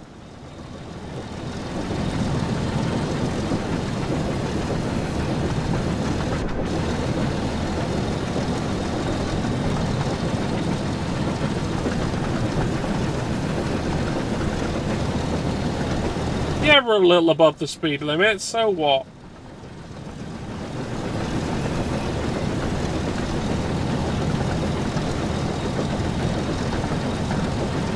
Yeah, sometimes a person needs to walk alongside the track, and it'd be really silly if they fell off.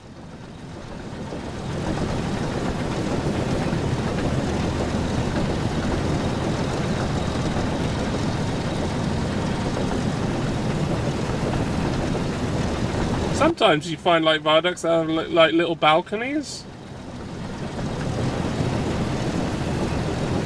for people, and they're like, wow, that's perilous. Don't like that. But it's just for railway workers.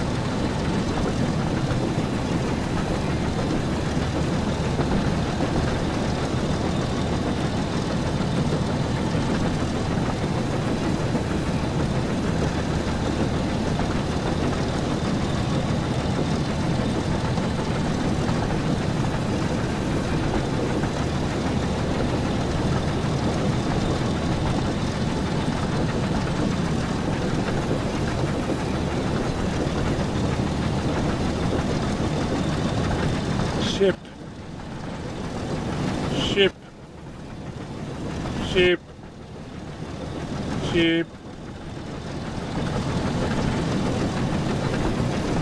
Sheep.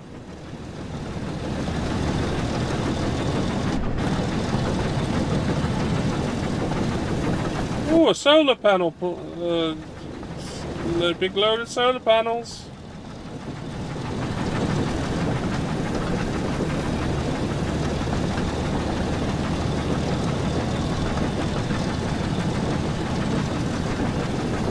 A solar farm.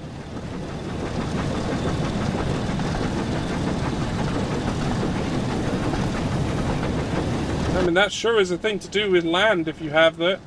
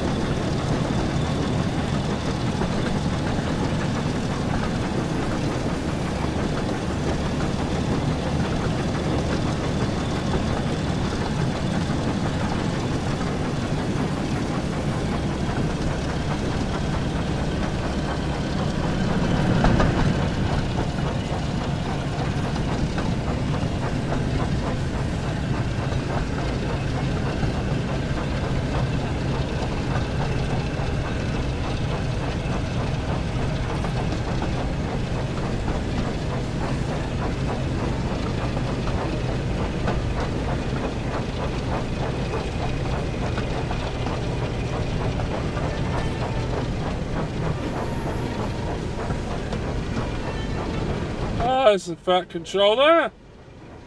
There's me.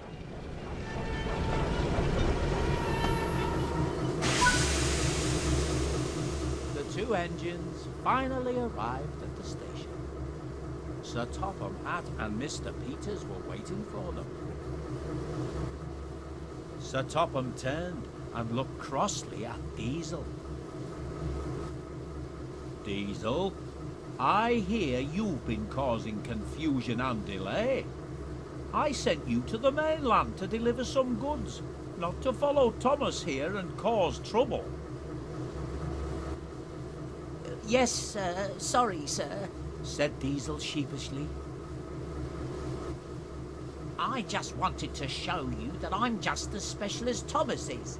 It wasn't fair that he got to come and be admired by everyone, and I didn't. Thomas was invited because Mr. Peters asked if he could come. Not because I think he's more special than any one of my engines. Including you, Diesel. Yeah, just Mr. Peters does. Diesel felt rather foolish. I'm sorry, sir. And I'm sorry, Thomas. I didn't mean to cause you all this trouble. Yes, you did. That's all right, Diesel, said Thomas. There's a person standing on To Thomas. me, Diesel, continued Sir Topham Hatt, I would send you back to Sodor. But Mr. Peters and I have discussed it, and we think you should remain here for a while and work with Thomas and prove you can be a really useful engine. Yes, sir. Thank you, sir. I promise to be on my best behaviour. Sir Topham Hatt smiled. Don't you worry about your engine either, Diesel, said Mr. Peters. We'll take you to the workshop and get you fixed up in no time. Diesel smiled. He was looking forward to being back in working order. Yeah, I am standing on Thomas's lamp. To Thomas. As for you, Thomas, due to your recovery of the gifts and rescuing of a fellow engine, you have once again proven yourself to be a really useful engine. Yes, a very fine engine indeed, added Mr. Peters. Thomas was so proud, he didn't know what to say. He thought his boiler would burst.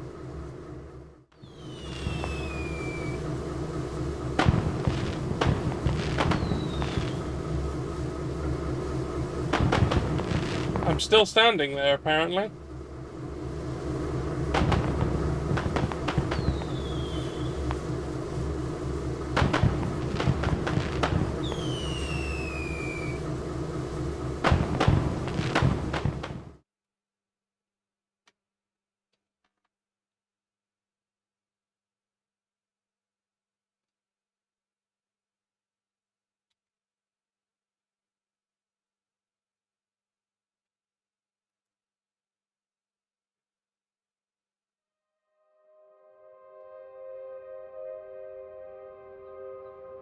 Like, culturally for engines, being told they're really useful is like one of the highest honors.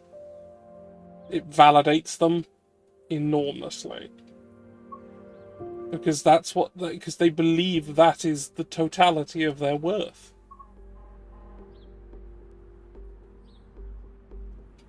Yeah, it means they're not going to be killed today.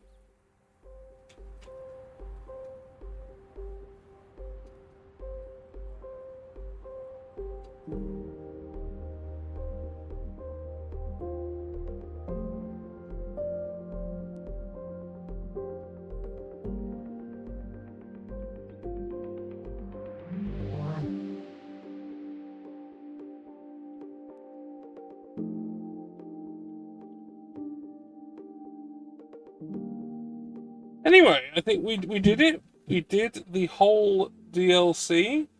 Slightly over 4 hours, but I thought it would probably be enough time, and it was. But with the announcement today of another DLC on the way, I guess I'll be doing this again in the future to do the other one.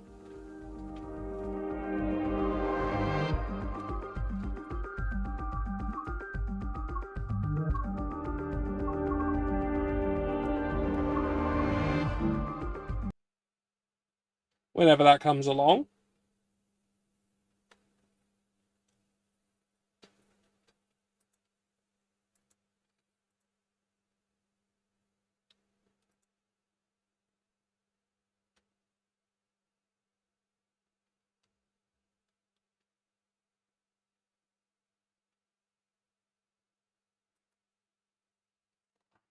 Anyway, one other thing that happened, I'm not going to show it because I can't, I'd get into trouble, is earlier this week, the original unaired pilot for Thomas and Friends got released publicly. It's on YouTube, you can watch it. And it hadn't been seen before.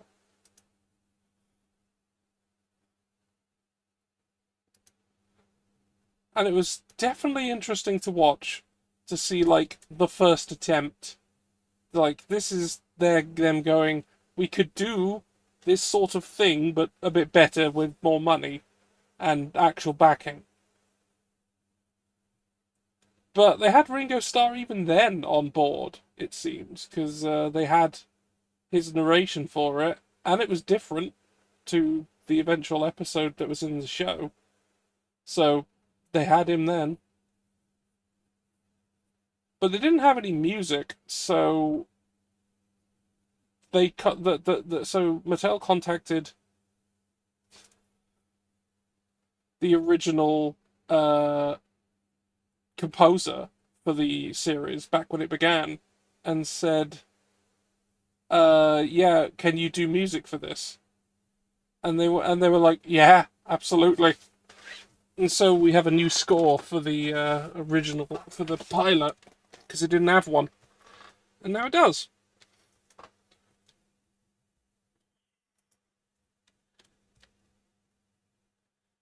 But that's a thing to watch yourselves, should you wish to. It's out there. You can just watch it. It's free. Just on YouTube.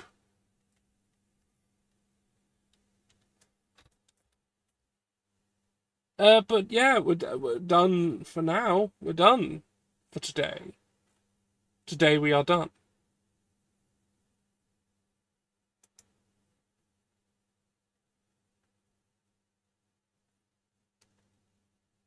Let me just take us to a nice screen.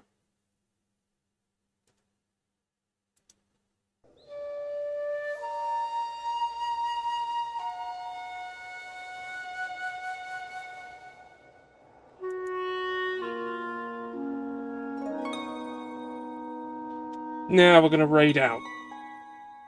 I think. Look, I know where we're going. I know where we're going. It's fairly clear.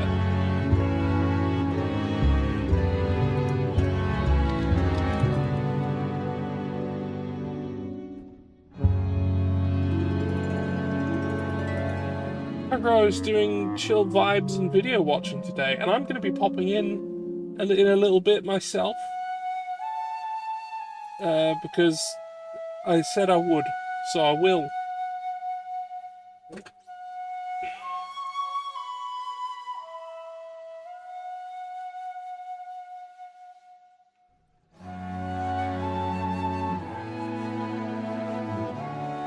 Alright, let's give a nice raid message.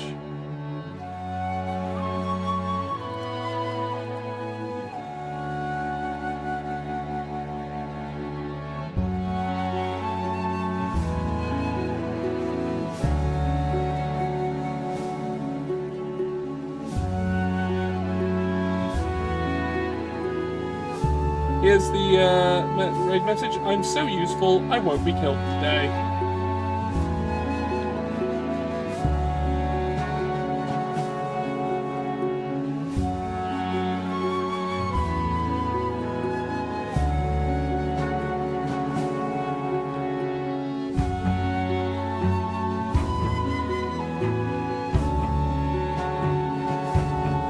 Right. Well, go say hi to Peg, I guess. It would be lovely.